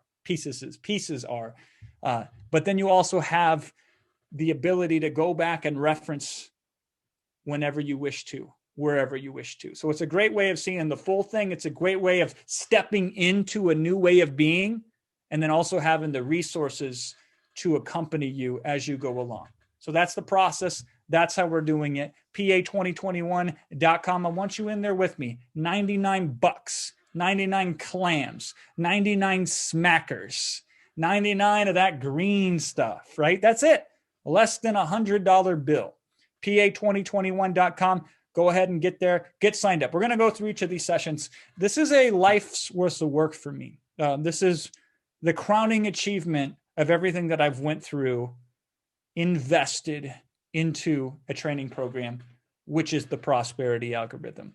And man, I'm excited and I'm nervous. If I can be frank with you, I'm nervous because unpacking this material is very, very much, it's fun, but it's some of the most toughest work that I've had to do. It's different than marketing. Marketing, I'm like, all right, you got to, you upload this page here, you put this thing in here. It doesn't dig into the soul. So I'm going to be very clear with you. This is going to be intense for some of you. And it will be challenging for some of you. And some of it will open doors that you previously had closed, and there was a good reason they were closed. But I'm going to create a place where we can all do this comfortably, because the world doesn't allow you that comfort. It doesn't create that safety for you to where you can truly just be with it. And there's no judgment here. There's nothing but love and compassion. And I think the world needs that more than ever, which is one of the reasons I feel compelled to make the prosperity algorithm out there. pa2021.com. Will, my friend, you've been in the back hanging out, man. Is there anything I should address now or mention or reference or answer that would be beneficial to all of us? Jason, what a great preview of what is to come. The excitement in the chat box has just been absolutely wonderful, and the feedback, because you don't have to worry about the heart-wrenching and thought-provoking and perhaps challenging at a personal level aspect of this training, because you've already achieved that here, and folks understand it very clearly, and they are already seeing breakthroughs. I mean, some of the stuff that you shared, simple words on a slide, have already made such a powerful difference for some folks. And I'm watching the chat very carefully, and it has just been amazing. I don't believe there is too much in the way of questions about the content. There are some questions, for example, about how the trainings will be conducted. So to review that, on those dates, January 18th, it starts. It goes for 5 days. That's Monday through Friday. It will continue with the additional 5 sessions the week of January 25th, also Monday through Friday. We don't have a specific time of day yet. That will be posted in the members area soon for you to know the specific time of day. But you will be registered automatically to attend the webinars, and you'll receive a link from Zoom, just like you did for this one. And the sessions will be recorded. And it usually takes us about a day to get a live session recording and clean it up and put it in the members area. And you will be able to watch those sessions, the session recordings, at any time that you choose. And you will have continued access to those recordings. So if you can make it live, that is always great, right? Because you get to interact, ask questions, and there's just something about being there as it happens. There's power in being at an event live. However, if you either can't, there's conflicts of time, or you just miss parts of it, or whatever reason, I believe that this is the type of program that if you watch the live recordings, the live event, or the recordings, you should still watch the recordings probably 2 or 3 or 4 or 5 times, not immediately after each session, right? I don't think you will gain as much there. But over a year's period, if you watch the trainings every couple of months, it's the type of training that you're going to get so much more out of it every time that you watch. There are some books. I don't read a whole lot. I don't like business books, for example, but there are some books that I have read several times. And every time I read, it's like reading a brand new book, because I'm coming at it from a different perspective in my life, with a different set of experiences. And just based upon what Jason has shared here with you, the little preview that he has given you, I imagine that if you're paying close attention, it has already started to shift your mind or your experience in some way, shape, or form. Perhaps it's something very minute, very small, very inconsequential in your current point of view. However, if you allow that, that's a seed that can grow. And that's what prosperity algorithm is going to be for those of you who take it in and immerse yourself fully in it, which is why every time you watch it, you're going to get more out of it. And it'll be simple words or phrases or even tones that Jason uses as he's teaching you the material that are going to come at you differently every time, based upon the new set of experiences, the shift that has already occurred. Because sometimes you have a little bit of a shift, and until you have that shift in experience, in perception, your mind is not ready to comprehend the next level. Sometimes you have to take steps. Sometimes you can leap from 0 to the top automatically, but sometimes you got to take that stairway and go through every bit of it, every step along the way to be able to reach the top. So that's my input there, Jason, from what I got out of the training, along with the questions that folks have gotten. So something I want to really highlight too is I don't do anything without a model. in my life. Everything has to be built around a strategic model. And so what I mean by that is what I gave you today, there was no models. And there's many reasons for that. None of them were like slick, haha, you got to buy this to get the model stuff, right? It's contextual. Models make sense in certain locations when we can sit down and unpack things properly. But what do I mean by a model? If I say you got to find your purpose, I'm going to show you more than one model to uncover that purpose. So it's like following a recipe. And that's a very rudimentary way of describing that, because that's only one of the methods that you can build a model. But everything that I teach, I don't feel comfortable teaching it unless I also have a model in which you can employ and utilize. And that's one of the things that really broke my heart when I studied a lot of personal development and self-help, was oftentimes they gave you things to think about, but they didn't give you models to use. It's kind of like saying, here's your garden, here's a packet of seeds, but not giving you a hoe to dig the garden with, not giving you the tools to plant the garden. And this is hard. And there's a reason why. It's hard to take something tangible or intangible and build a tangible model around it. But all of these things I have been able to leverage in my own life because I built models around them. I was telling Will yesterday, we were encountering something very, very challenging in my household. And I said to him, I said, thank goodness that I'm doing the prosperity algorithm right now, because I pulled out the very models, 3 of the models that I had developed out of all the models in prosperity algorithm, and utilized them, and instantly was just on cloud 9 in a situation where most of the time I'd have been pulled under and would have had my head in the gutter. And so it's really exciting for me. Like what an opportune time to teach this, is I'm getting so much value out of some of these models. Some of these models, like I don't have them on paper. They've only been in my head. So I'm so excited to structurally put them in place and design the worksheets around them, or whatever the models show up in, so you can utilize them. Because I've always felt uncomfortable with how a lot of teaching is done, where they tell you kind of what to do and how to do it, but they don't give you a model. And even today, some of this I gave you actually models on. It's funny because I'm underselling it, I think, a little bit here, because I showed you model-based style thinking.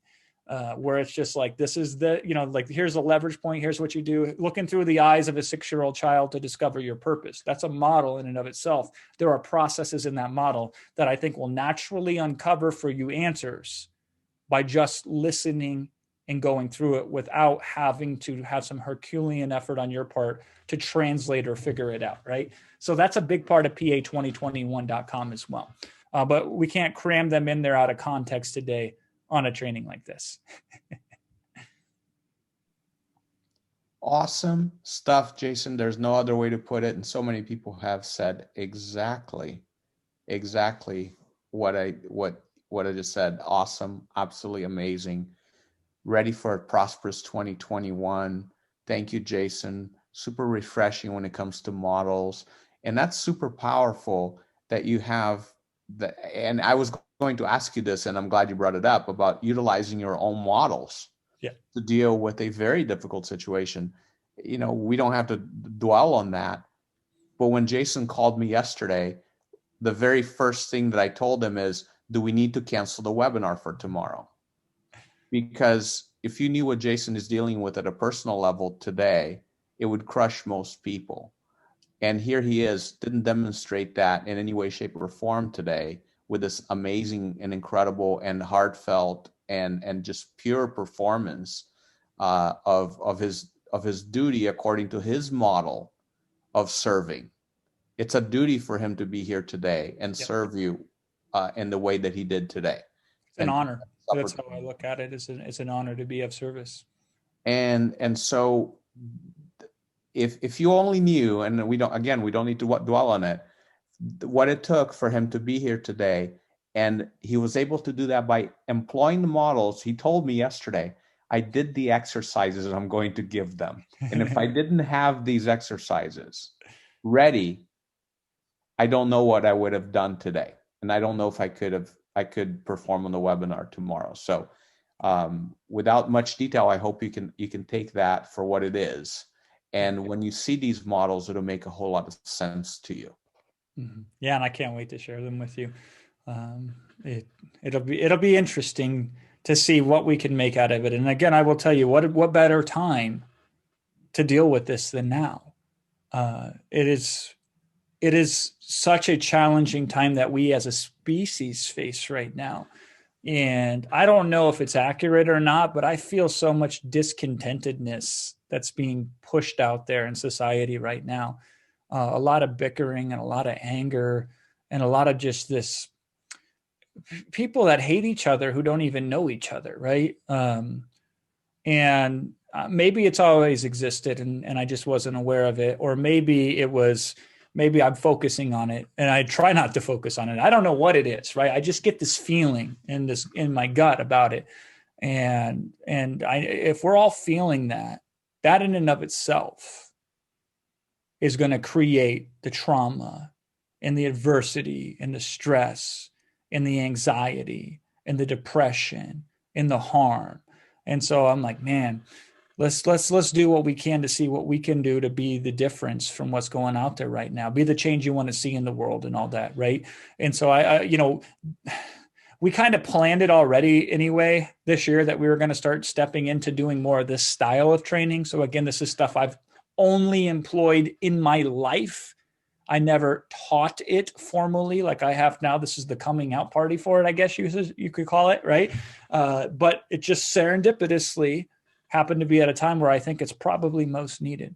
And by the way, it's always most needed. It's just more obvious now, or people should be more compelled to seek out this style of stuff. Now, most people won't. And that's just, that is a truth I have to accept. Sometimes I don't like it, but I accept the fact that most people are not willing to examine the life that they're living, because it takes bravery and it takes courage to do that. So I'm really honored that you're even open to the idea of considering it, because I know how rare that is in the world. But sometimes it can be contagious, to where a little of this can have a ripple effect that goes a long ways. I'm so grateful to all those times in my life where I had the opportunity to study from someone, to learn a bit of the prosperity algorithm or a piece here, or have dots connected that I had from something else. And I'm so grateful that other people were opening up their models of reality to me, their prosperity algorithms, even if they didn't realize that's what they were. And so to be able to contribute like that, super exciting for me, and who knows what it could do for you and who you could touch and who you can help as a result. But listen, I don't care if you help anybody else. I want you to help you. The best thing you can do for me is to help you. The best thing you could do for yourself is to help yourself. The best thing you could do for a loved one is to help yourself. And I had to learn that lesson the opposite way, because I was always taught that you have to take care of other people at the expense of yourself. And so I had to learn that one the hard way, but it's so true and it's so powerful. And so everybody else will be taken care of as long as you take care of you. And you taking care of you means being prosperous, in my opinion, because if we're going to set ourselves to our destination of where we want to go, we might as well be purposeful in the destination that we want to go to, because we got to set the sail anyway. We got to get on the boat anyway. So let's just be if we have to do the work, let's do it in the most wonderful way. So that's the prosperity algorithm. And, I started with money. This is how I got into it, right? And then I got all this money and I still felt a little off on the inside. So I said, okay, there's a refinement to this approach. It's not just money. So I really focused on the abundance conception and the wealth conception. And that got me a lot longer there. And that's what opened the door to prosperity. I opened the door to money, which opened the door to wealth, which opened the door to abundance, which opened the door to prosperity. And to me, prosperity represents where everything is right within. Everything is, what's the word? Virtuous, in the sense of sometimes people can gain things at the expense of other people, where they get better because somebody else got worse. And you see a lot of money moves that way, where people get better as a result of other people getting worse. And that's the problem with money, is that it allows that opportunity to exist. I love money, don't get me wrong. It's just that money in and of itself allows the opportunity. It doesn't presuppose anything other than money moves from me to you, or from wherever to wherever, right? Abundance is a lot more powerful concept that can encapsulate money. But to me, prosperity, the way that I'm going to show you, I think better defines it even still, to where we can move in a way where everybody else is better off as a result of it, where there's not this either or situation that could pop up, or there's not this ambiguity of, if I move forward this way, is there collateral damage or not? And that to me is the refinement of prosperity that took me 13 years of very purposeful thought and codification and understanding and experience and testing, because I'm a madman when it comes to testing all this stuff. And that's what prosperity algorithm represents. This is the approach that with the same amount of effort, we can do things that are absolutely in harmony with everything around us. And God, that just sounds like woo-woo coming right out of my mouth. I'm a very scientific man. I have no problem with the woo-woo. I just like for my stuff to be both art and science at the same time. And that's what we seek. And can we get it? Let's find out. We don't know if we don't try, but let's find out and let's see where we land on this. But I do know one thing. You having a purpose is important to me. And you having a purpose that doesn't have dangerous consequences to it is also important to me. So I've studied a lot of genius. And you look at a guy like Ernest Hemingway, for example, maybe the greatest writer of all time for his genre. Brilliant contribution to my life in his work, right? But here's a man who took a shotgun and put it in his mouth and blew his brains out. That was the finality to his purpose. And it's a complicated situation. It was a man that suffered from multiple head traumas and had pain that was debilitating to him, and a lot of other tragedies that had happened in his life, right? So to me, the lesson there is, how do we be prosperous with our purpose, not just have a purpose? What's the refinement of purpose, right? What's the refinement of structure? Too much structure is not good. Not enough structure is not good. What's the refinement of flexibility? Because some of you are so flexible, you jump from one opportunity to another without even letting your feet hit the ground, right? That is not the flexibility that creates prosperity. There's a refinement to it. Persistence is the same kind of concept. Some people are so damn stubborn that they won't quit something even if it kills them, right? You know the saying, what's the saying? Like, I'll figure out a way or I'll die, or I'll die trying. Then they die trying, right? So there's a refinement to persistence. And so I've learned the kind of refinements to all of these, and then I put them together in the approach out of every factor that I think influences prosperity. And this is what you have. I think strategic leverage is so fascinating because it's very meta. We leverage everything when we break through an algorithm and crack any sort of algorithm. You have to leverage. It's required. You are leveraging the structure of the algorithm. So it's a meta level thinking. In every one of these areas, we leverage purpose, we leverage structure, we leverage flexibility, we leverage persistence. So we're going to leverage. So I'm going to teach you how to do leverage. I had to be resourceful in order to survive in the life that I lived. Now I can use that more purposefully to help you. So that kind of stuff, right? So we take something like unfairness, which is for most people, it's impossible for them to comprehend because it seems so contradictive. And because it's so overwhelming, because it is overwhelming, nobody has allowed them to sit down with it without judgment and examine it in a safe way. And so most people have this unfairness in their life and it shuts them down. And when you're shut down, you can't grow. You're stuck. You've lost, right?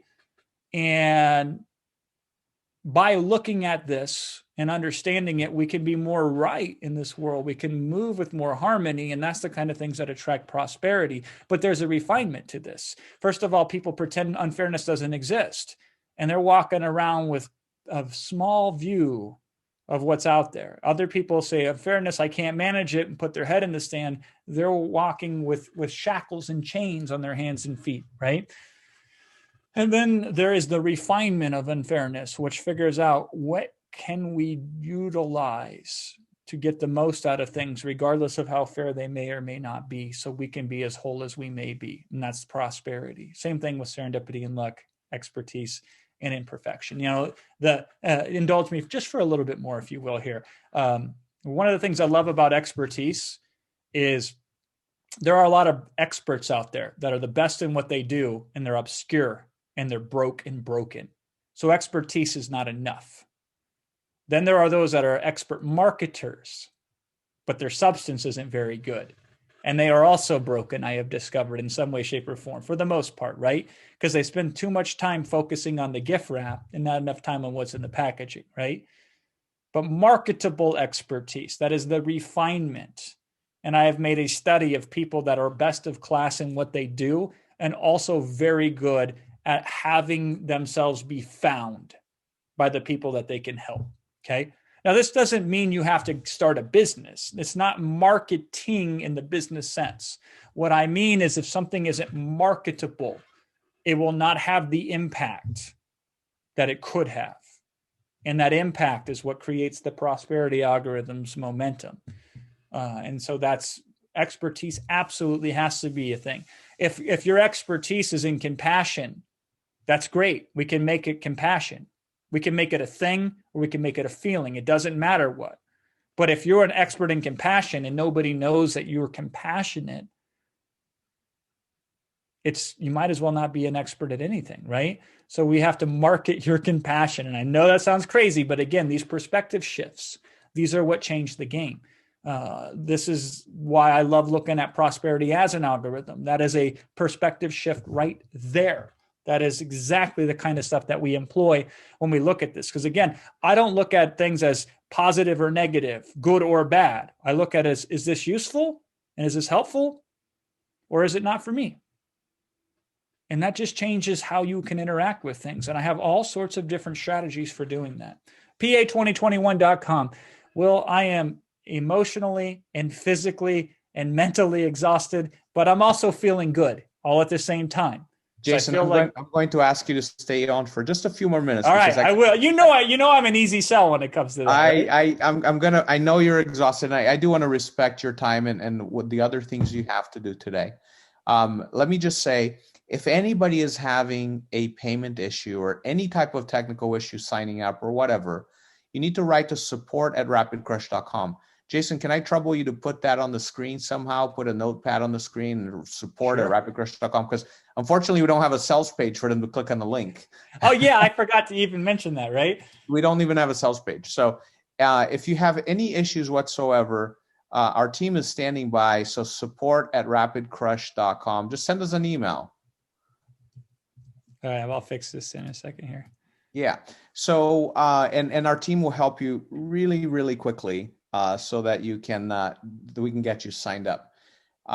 We will send a replay of this webinar via email tomorrow so that you can watch it again if you would like. For those of you who missed parts of it and want to see it. For those of you who want to share it with a loved one, a friend, a family member, a coworker, feel free to share this. This is wonderful information that, again, doesn't require them to buy a course. Hopefully you've seen yourself already the transformation that can happen in just a preview session with some masterfully used language or explained concepts that has already been thought-provoking for you. Now, Jason, I'm going to shift here to a question.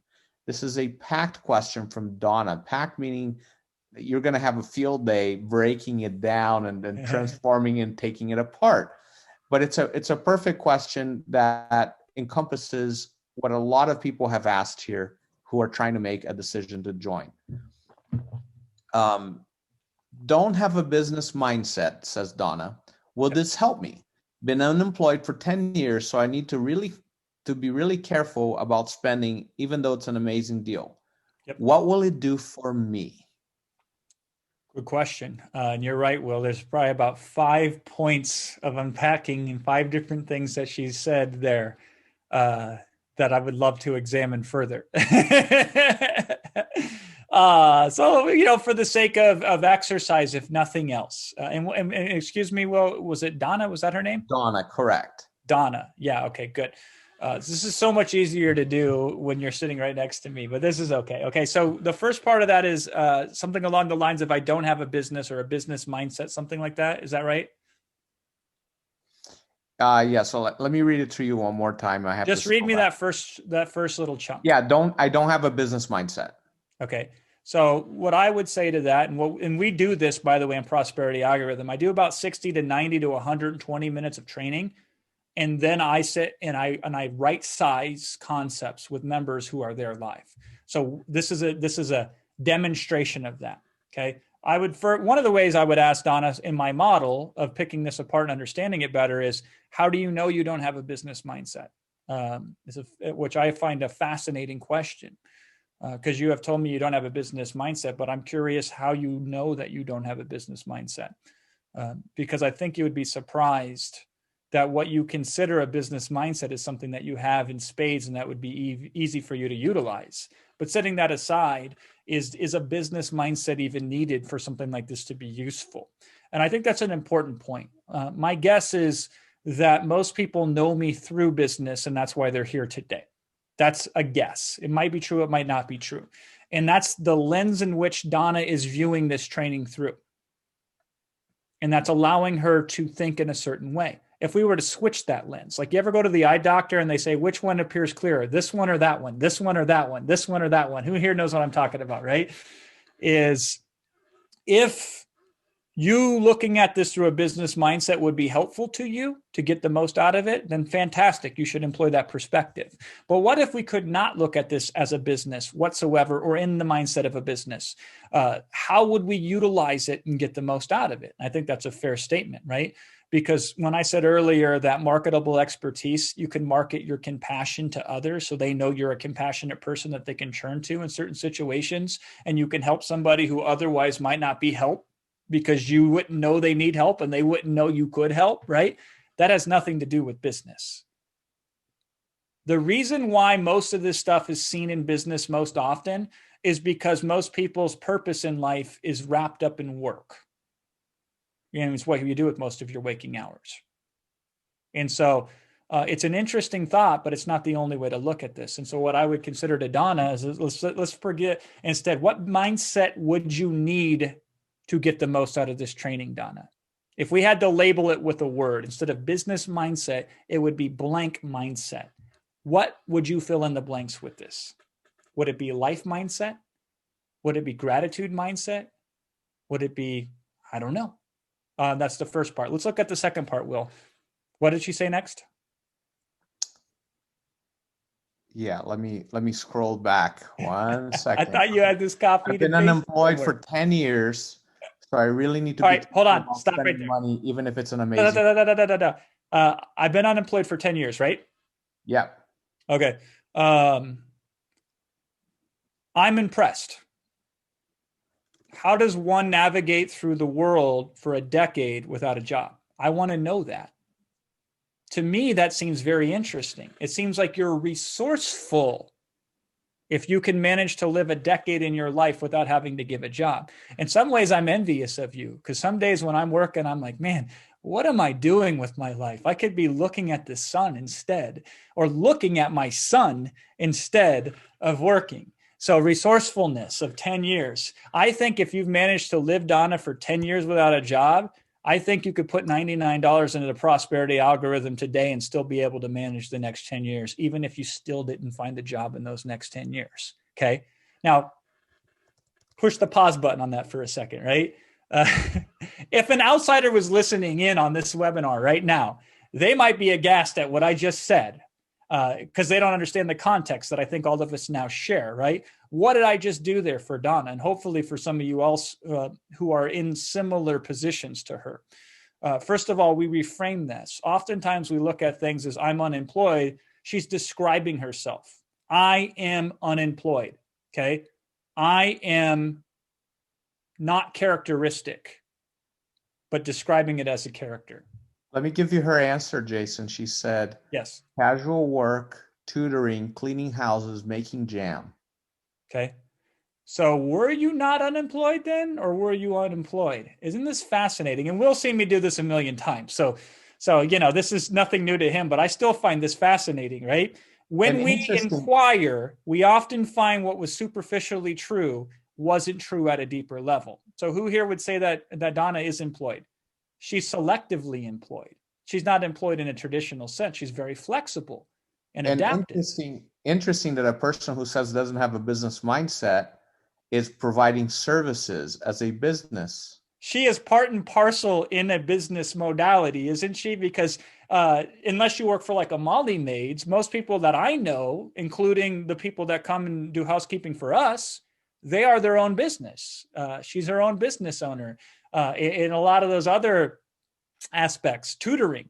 Every tutor I know that doesn't work at like a tutoring company, these tutors, I have a tutor that comes and works with my son, and she's self-employed. She is a business owner. She has no idea she's a business owner, but nonetheless, she is actually a business owner as a tutor, if she wants to be. If she, again, on one end, none of this matters. Whether you're a business or not, I'll help you. Whether you have a job or not, I know I can help you, right? Make this your employment. Employ prosperity, right? If you had to write a resume, Donna, to your employer to be prosperity, trying to get prosperity to hire you for the job, what would be on your resume? Think about that, right?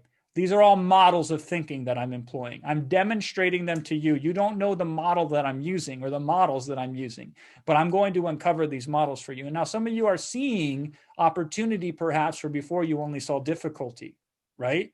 This is what we do in prosperity algorithm. It's an alternative way at which we can view the world that seems to be more useful. Because when Donna says, I am unemployed, no, you're not. I am not employed. I am not unemployed. That is, you're describing a situation as a characteristic. And we all do this, and it's dangerous. Are you compassionate? Okay, it doesn't matter if you're unemployed or not, if you can be compassionate. Are you sincere? That's how you should be describing yourself. Not as an external situational thing, but as something that you can have control over and step into, right? What was the next point on that? She says, I'm unemployed for 10 years. What was the next part, Will? So I need to be really careful about spending, even though it's an amazing deal. Okay. So I need to be really careful about spending because I know it's an amazing deal. Okay. How do you demonstrate being careful with spending? When were you careful with spending and it was good for you? And when were you careful with spending and it was not so good for you? Do you know the distinction, Donna, between those two events? Okay. How do you make a decision about the things worthwhile in your life to spend money on? And may I be so kind as to suggest the word spend maybe should be massaged into a different word? Because are you spending money right now? Now, some people say, oh, you're investing money. I know the course, Jason. I took the training before. Yeah, investing is also a good word instead of spending. Okay, but what else are you doing besides spending? Are you spending money carefully, or are you, how could we describe this? Without using investing either, because that's too cliche for what we're talking about for this intents and this purposes, right? Could you perhaps be leveraging resources? Could that be a possibility for you? Now, how careful should you be? When can being too careful cost you? And when, as opposed to not being careful enough? Let me ask you one more question, if I could, Donna. Do you consider yourself too careful, careful enough, or not careful enough?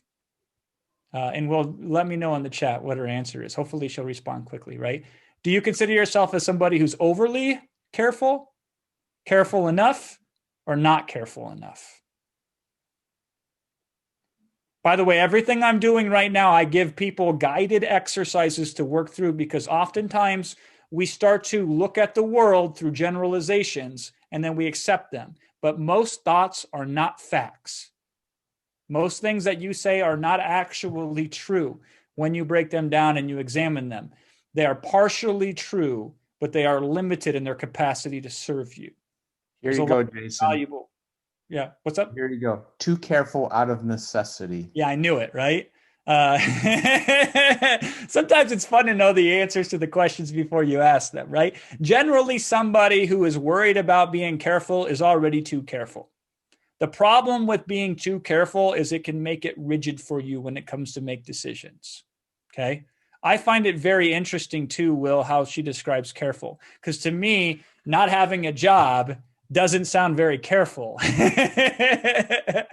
It sounds a little dangerous to me, but one person's careful is another person's dangerous. I don't know. Sometimes in life, if what we're doing doesn't serve us, doing anything else other than what we're doing is a better option. So if you're generally too careful, might you open yourself up the ability to be a little less careful than what you are under normal circumstances? If you could not use careful to help you make this decision, but had to use some other method instead, what would that method be? And what decision would it lead you to? Right? And here's what Donna's really struggling with, because I understand Donna at a deeper level than what she just said and typed into the chat right now. On a deeper level, Donna's suffering from an affliction that most of us have. It's a disease that really consumes most of us. It's worse than cancer. All right. And this is called the disease of indecision. The disease of indecision. It doesn't matter whether it's careful or not, or this or that. It's the decision that is very scary. And most of us, we just are not very comfortable making decisions. Now, where does that come from? A lot of this comes from the lack of purpose. We have to make decisions cognitively at a mindful level every single day. There's another brain in your body. Do you know where the other brain is besides the brain in your head? It's in your gut. And that's not a joke. That's not a metaphor. There's a literal brain, a different kind of brain. You think in your gut as much as your head, right? Well, most of us don't think in our gut because our head's too busy chirping away, blah, blah, blah, and distracting and drowning out the voice of the gut. But in the brain in the belly is often a more effective tool, especially if the brain in the head isn't getting you to where you want to go, right? So most people are afraid of making a decision, and then they justify the lack of decision-making with something like they want to be careful or cautious, which is great. I want you to be careful and I want you to be cautious too, but not at the expense of prosperity, all right? Not at the expense of similarity, of being the same as you were. Because 10 years from now, what are you going to be? What needs to happen between now and the next decade for you to have a completely different decade than you had the previous 10 years? And does prosperity algorithm play any part in that, big or small? How would you know the deal was good? I mean, you already know the deal is good. Will, I misspoke, right? Run that last line back to me, the last part of that.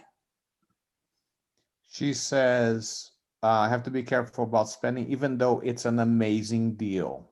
Isn't that interesting? I find that fascinating. One of my favorite phrases is, isn't that interesting? I have programmed myself as a knee-jerk reaction now to say, isn't that interesting, right? I come up yesterday at 6 p.m. I decided through inspiration and through me utilizing the prosperity algorithm myself through the exercises Will said, threw out the plan and wrote it from scratch, right? Amped up, right? I sit down, the first thing I do, I go, I'm ready to rip this thing apart and just pour my soul into it and then sew it back up, right? This is how I'm thinking about designing the presentation you saw today, right? Here's the first thing that happens to me. My computer decides to automatically update, which I don't know how, because I didn't set it to that, because I hate that stuff, because it disrupts my flow, right? So I got to wait 15 minutes for this son of a gun to update. And you know what I said? Isn't that interesting? Huh. Wow, weird. Okay. I didn't stop though. Okay. Update happens. I reload the computer up. Now I'm ripping and roaring. I'm ready to go. Okay. This time you're not going to stop me, right? My computer dies. I don't know why. I got the plug-in plugged into the dumb thing. And it somehow the batteries didn't work. It just completely shut down and died. So I run down, I get a different charger from one of the other laptops. I plug it in, that doesn't work. I'm switching ports. None of the ports are working. I'm plugging it this way and that way. I give up. So I just restart the computer again and plug it in, and now it charges. Okay. So 35 minutes after I had planned to work, and I was like, I got to get going, you know, presentations tomorrow. I got no time. I'm exhausted. I'm tired. I've had a lot to do. And I lost 35 minutes in a sense to that. But I said, isn't that interesting? Because it was better than getting angry. But you have to have a model in order to do that. If you don't have the process in place, then you can't get to isn't that interesting. because it goes right from your brain to your limbic, I think it's called, part of your brainstem, which is the animalistic part of you, which says, forget reason, I'm going to get angry, or I'm going to scream, or I'm going to get mad, or I'm going to be outraged. I'm going to react, not respond, right? So isn't that interesting? So she says, Donna says, she knows it's a good deal. Okay? She knows it's a great deal. So we don't have to debate how great of a deal this is for Donna. So if I tried to sell her on the benefits of how good this deal was, we wouldn't get anywhere with it. All right? But she already knows it's a great deal. So my question to her is, if you already know it's a great deal, what's preventing you from signing up right now in this moment? Forget the cautiousness. That doesn't really describe it. Forget the being careful with the money and spending it, right? There's one thing deeper than this that is stopping you from knowing if you should sign up for now or not. And I don't know what it is. You'll have to tell me if you feel safe enough to tell me, but you got to look at yourself for a second and realize it's a great deal. I want it. I'm assuming you want it, right? It's a great deal. I want it. What's really going on here? What's really stopping me from realizing it? And I ask you because I see this happen too often in life, and it's really troublesome for me. This is where I devote a lot of my effort and purpose to. Is every single day I see people sell themselves short. And I say, wow,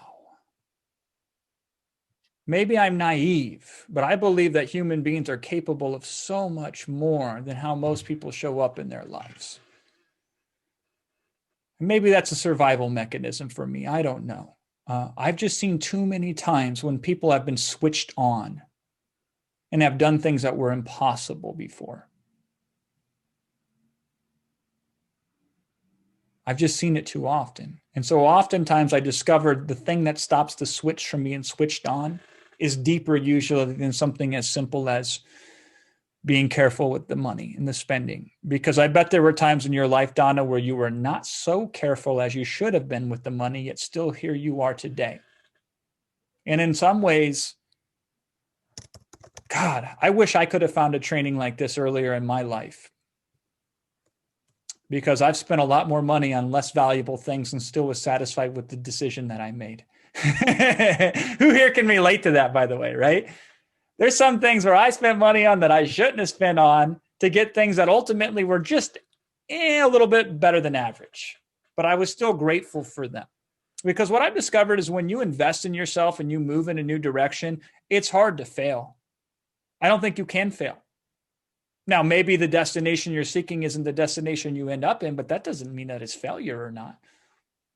And I love spending the time on questions like these, more so than answering anybody's specific objection or even making a sale, right? I love spending the time on these because it does two things for me. First thing it does for me is it enhances my ability to appreciate and have compassion for the human soul, for a different person out there. Somehow Donna's path and my path have crossed. And I find that beautiful how the universe works that way, right? So part of this is for me. I love to get into it and understand it better because I get more out of life when I do that. But also part of this is a demonstration. So even if it's not Donna, somebody might hear this. And sometimes it's easier when it's pointed at somebody else and it's not pointed at you, right? And you say, wow. Jason just broke down 6 different models that I utilize to help somebody see things from different perspectives or to shift the focus from black and white thinking to something that's more encouraging and powerful. Because right now, Donna's decision-making process is I either have to be careful and buy a great deal, I have to be careful and maybe not buy a great deal, or I have to be reckless and buy a great deal. And she's lacking that flexibility. It's a black and white binary decision. And I don't know how to make those decisions any better than anybody else does. But there's so much more color to that decision-making process. And there's so much more useful information that we can look at and take a look at. But I will tell you, that's not how the human mind was built.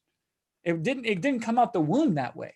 Human mind came out the womb that says, I'm hungry, I'm thirsty. Feed me and gratify my senses.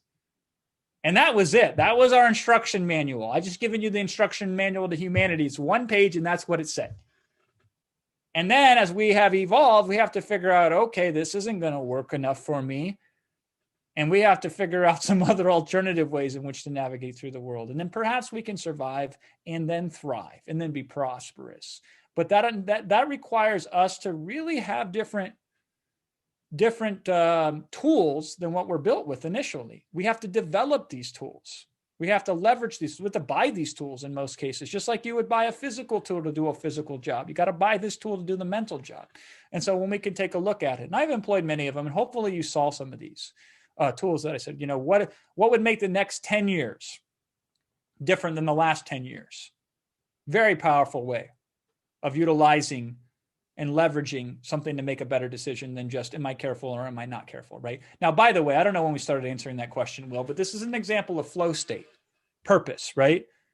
I think we spent 15 minutes on this question. Oh, you spent more than 15 minutes, but that's okay. Who's counting when it's so good, right? It feels like 15 seconds, though, to me. Because time stops when you get into a state like that. It fascinates me. It's exciting to me. It's exhilarating to me. Maybe I help Donna. Maybe I help somebody else, though. Maybe I don't help Donna, and I can reflect upon this later and figure out a better way to show up more of myself the next time that I show up, right? You know what really actually just drives me nuts about the whole self-help and why I avoided training, personal development stuff up until this year is that so many people teach it, but they don't live it. And that makes sense. People want to teach it because the best way you can learn something is to teach it. And so, hell, what a great strategy, right? But unfortunately, they can't demonstrate it. They don't live it. And so therefore, they often come up short in situations because they need a little bit more. And I've always just kind of lived this stuff. And so for me to be able to employ it and utilize it, hey, if for no other reason, I'm in purpose and I'm feeling really good and it's exciting to me. It's part and parcel, everything that I just described for you today. Hopefully you see how I'm a living example of that. And I'm not perfect. Don't get me wrong. That's session number 10, right? But man, when you're in purpose like that, time does change. You're perfectly imperfect, Jason. Perfectly imperfect. There's a thing called crooked perfection. That there's a saying, and I love that phrase, crooked perfection. That's a really good thought process of what perfection looks like, right? Crooked perfection. Let's strive not for perfection, but crooked perfection, right? Jason, let me pause you because you deserve some kudos here. The latest from Donna is, thank you, Jason. I'm signing up. Much appreciated for your time. Magnanimous of you, Jason and Will. So you're welcome. You did reach Donna, but more than reaching Donna, you have reached other people with your explanation. I have seen you do this hundreds of times with customers and help them through a decision-making process that makes sense to them, because that's what we're here to do, is to make sure that it makes sense to them, not to us, right? And you've just demonstrated in 15, 20, 25 minutes how you can help somebody understand themselves and their challenges or obstacles better and overcome them with a semblance of a model. You have the model. They don't yet. Yeah. They will have the models. But you've just applied the model in real time, right, in an unplanned situation. And that demonstrates your level of expertise and your level of understanding of the subject matter that you're going to be teaching. Right. Yeah, absolutely. There are not many people on this planet, and I love throwing curveballs at you, by the way. I do. Yeah. Because there aren't that many people on this planet that even gurus that teach this stuff that would be able to do that in real time. Right? Yeah. The way that you just demonstrated. So this is truly amazing. Jody says, I honestly hope this training reaches as many people as possible. So valuable. Thank you, Jody. Really, that's my hope as well. Yeah. And by the way, the word magnanimous is a favorite word of mine, Donna. So I find that very serendipitous that you use that word. It's a great word. Maybe that is, instead of saying I am unemployed, I am magnanimous. And let's step into that and examine what that could look like. Yep. So great stuff. Let me tell you, this is a different type of product promotion for us, because usually we have a sales page that talks a little bit about the product, right? What you see on the screen is all you get as far as the sales page goes. It's just a slide on the webinar. If you need to know more, you got to watch the training over again and try. Hopefully you will get enough of it. And there isn't a countdown timer on the screen, but this offer does expire. I think This Monday, is right? this expires on Monday at 11:59 p.m. Pacific. Monday, December 21st at 11:59 p.m. Pacific. That is U.S. Pacific, Los Angeles time. And when this goes away, the add to cart, that pa2021.com URL just won't go to the checkout form anymore. It'll literally stop working. Okay, so when it launches again, it will be at a much higher price. You are getting the absolute best deal. Jason was adamant. I was not a fan of selling this just for $99 because there's value associated with it. There's tremendous value, but Jason was adamant that we need to allow people to join at this time, given the current situation of the world and society and all the stuff that we don't have to talk about, that we all know what I'm talking about anyway, right? That need to put them in a better place. And this is what we're going to do. We're going to offer this. It's not going to be happening for at least for another month. You have to wait a month to get the content anyway. He just wanted to put this offer out there now to give you something to look forward to, and do it at a very, very minimal investment. Will it be sold again? Yes, it will be sold again. It will be at a much, much higher price. Eventually, the retail price, when the course is done, fully recorded and finished, it'll be retailing for $1,000. Will it be worth it at $1,000? You bet it's going to be worth it at $1,000. It's going to be an amazing deal, like Donna said, even at $1,000. Yeah. But you get it today for $99 if you sign up by Monday at 11:59 p.m. Pacific. Let me tell you about decisions and indecisions and that disease Jason talked about, because it is going to come bite some of you, unfortunately. And I hate saying it, but Jason and I have been around this business for a long time. We know it. Some of you are going to make the decision at 11:58 p.m. Pacific on Monday. And some of you are going to encounter that, whether it's good luck or bad luck, we don't know what it is. It'll be some sort of luck that perhaps your credit card company is going to decline the charge. What do you do when there's 1 minute left before the offer goes away, right?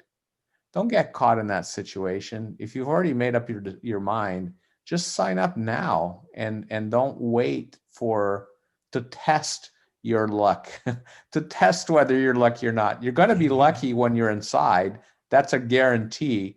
You're going to have a very different view of luck when you're inside the program, and when Jason covers that model of reality that he's going to help you shift and help you be more prosperous with.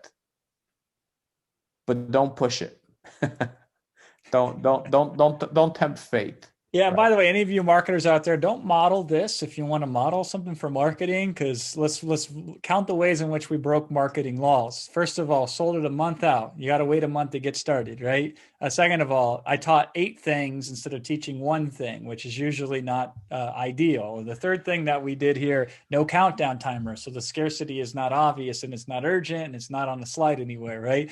I could just keep going. I don't know. Fourth thing, we made a call to action like 2 minutes into the webinar, right? It's not necessarily a marketing exercise that you should learn from this. Really, the idea is there's something really deeply valuable, I think, for this right now in terms of serendipity. And I believe it's serendipitous to put this out there and to have this set up and situated. I cringe at the following thought. I know a lot of us, some of you on this call included, believe that 2021 is magically going to make things better simply because a year on a calendar has changed, one number, right? And unfortunately, that's not going to happen. And a lot of people are going to have disappointment come about January 20th, when the world is still the same as it was on December 17th. And some of them will set New Year's resolutions. And if you want to find a good way to make yourself feel bad, set a New Year's resolution, right? If you want to employ unique opportunities to further make yourself feel bad, then a New Year's resolution is a fantastic way to do that. However, if you want to set a New Year's purpose, that's a different story, right? And so we feel like part of this is that transitory time of this definitive line in the sand of people making between December and January and showing up. And the other reason too is just the practicality of it. We got to shut down business for the end of the year for holidays and such. So there's that as well. We got a lot of other things we got to do. But most important to me is the music's inside me and I can no longer contain it. I want to put the music out there. And my hope is that I don't know how the heck I reached you. It blows my mind that I can reach anybody on the internet, even to this day, right? It's like, how does our stars cross? I don't know, right? Usually it's like, if I want to go find the audience for something like a prosperity algorithm, I got to crawl over broken glass for a couple thousand miles before I discover them. And so the people that we can reach with the push of a button or that our ambassadors can send over to us, because we have some ambassadors in the Affiliate Triad program who are helping support with this. I just am so grateful for the opportunity. And as a result of that, I'm like, since we're not going to be able to reach people methodically, we're just going to catch as catch can. $99. I feel right to me. Let's do it. Could I be wrong? Absolutely. It's like sometimes when I flip a coin, I get the right answer and sometimes I don't. But I don't take it personal. It's like, this feels right. Let's try it. Let's see what happens. And that's what we have here, pa2021.com. And isn't that interesting? And isn't that interesting, right? Isn't that interesting? Jason, I'm not going to take any more of your time. If you'd like to say some parting words or final comments, go for it. You've been absolutely generous. First of all, you can't take my time, right? We could share our time together and then we can move our time somewhere else. But no, I really appreciate. And again, I'm honored to be able to serve you in this capacity. It is with a humble heart, believe it or not, that I feel worthy enough of your time. And I want to honor that and appreciate that by being the most me for you that I can possibly be. But I want to extend an invitation for you to consider what are the ways more of you can show up, and does prosperity algorithm factor into that? Now, here's another thing for you to consider in closing, and that's success is more caught than taught. I'm sure you've heard that phrase before. So I believe prosperity is also as caught as it is taught. And one of the things that customers and clients of ours report, having going through training programs that we put out there, is they observe some of the different ways in which I interact with the world, and they pick up on those. So even if consciously they don't necessarily learn the material right away the first time they hear it, it's really hard for somebody to encounter this exposure to us as a company and leave feeling the same way as they showed up. Because I have studied so much depth in communication that I have many multiple ways in which to help you consider more empowering alternatives to how you show up in the world. And I believe even if you weren't paying attention consciously, your unconscious mind and me can work out an agreement that it will help your conscious mind, whether it wants to or not, whether your conscious mind wants to level up or not. We can get you there. And so I would love for you to cure yourself of the disease of indecision and make the decision. pa2021.com. Sign up right now. And I look forward to being your guide along this journey into the prosperity algorithm. And I'll talk with you soon.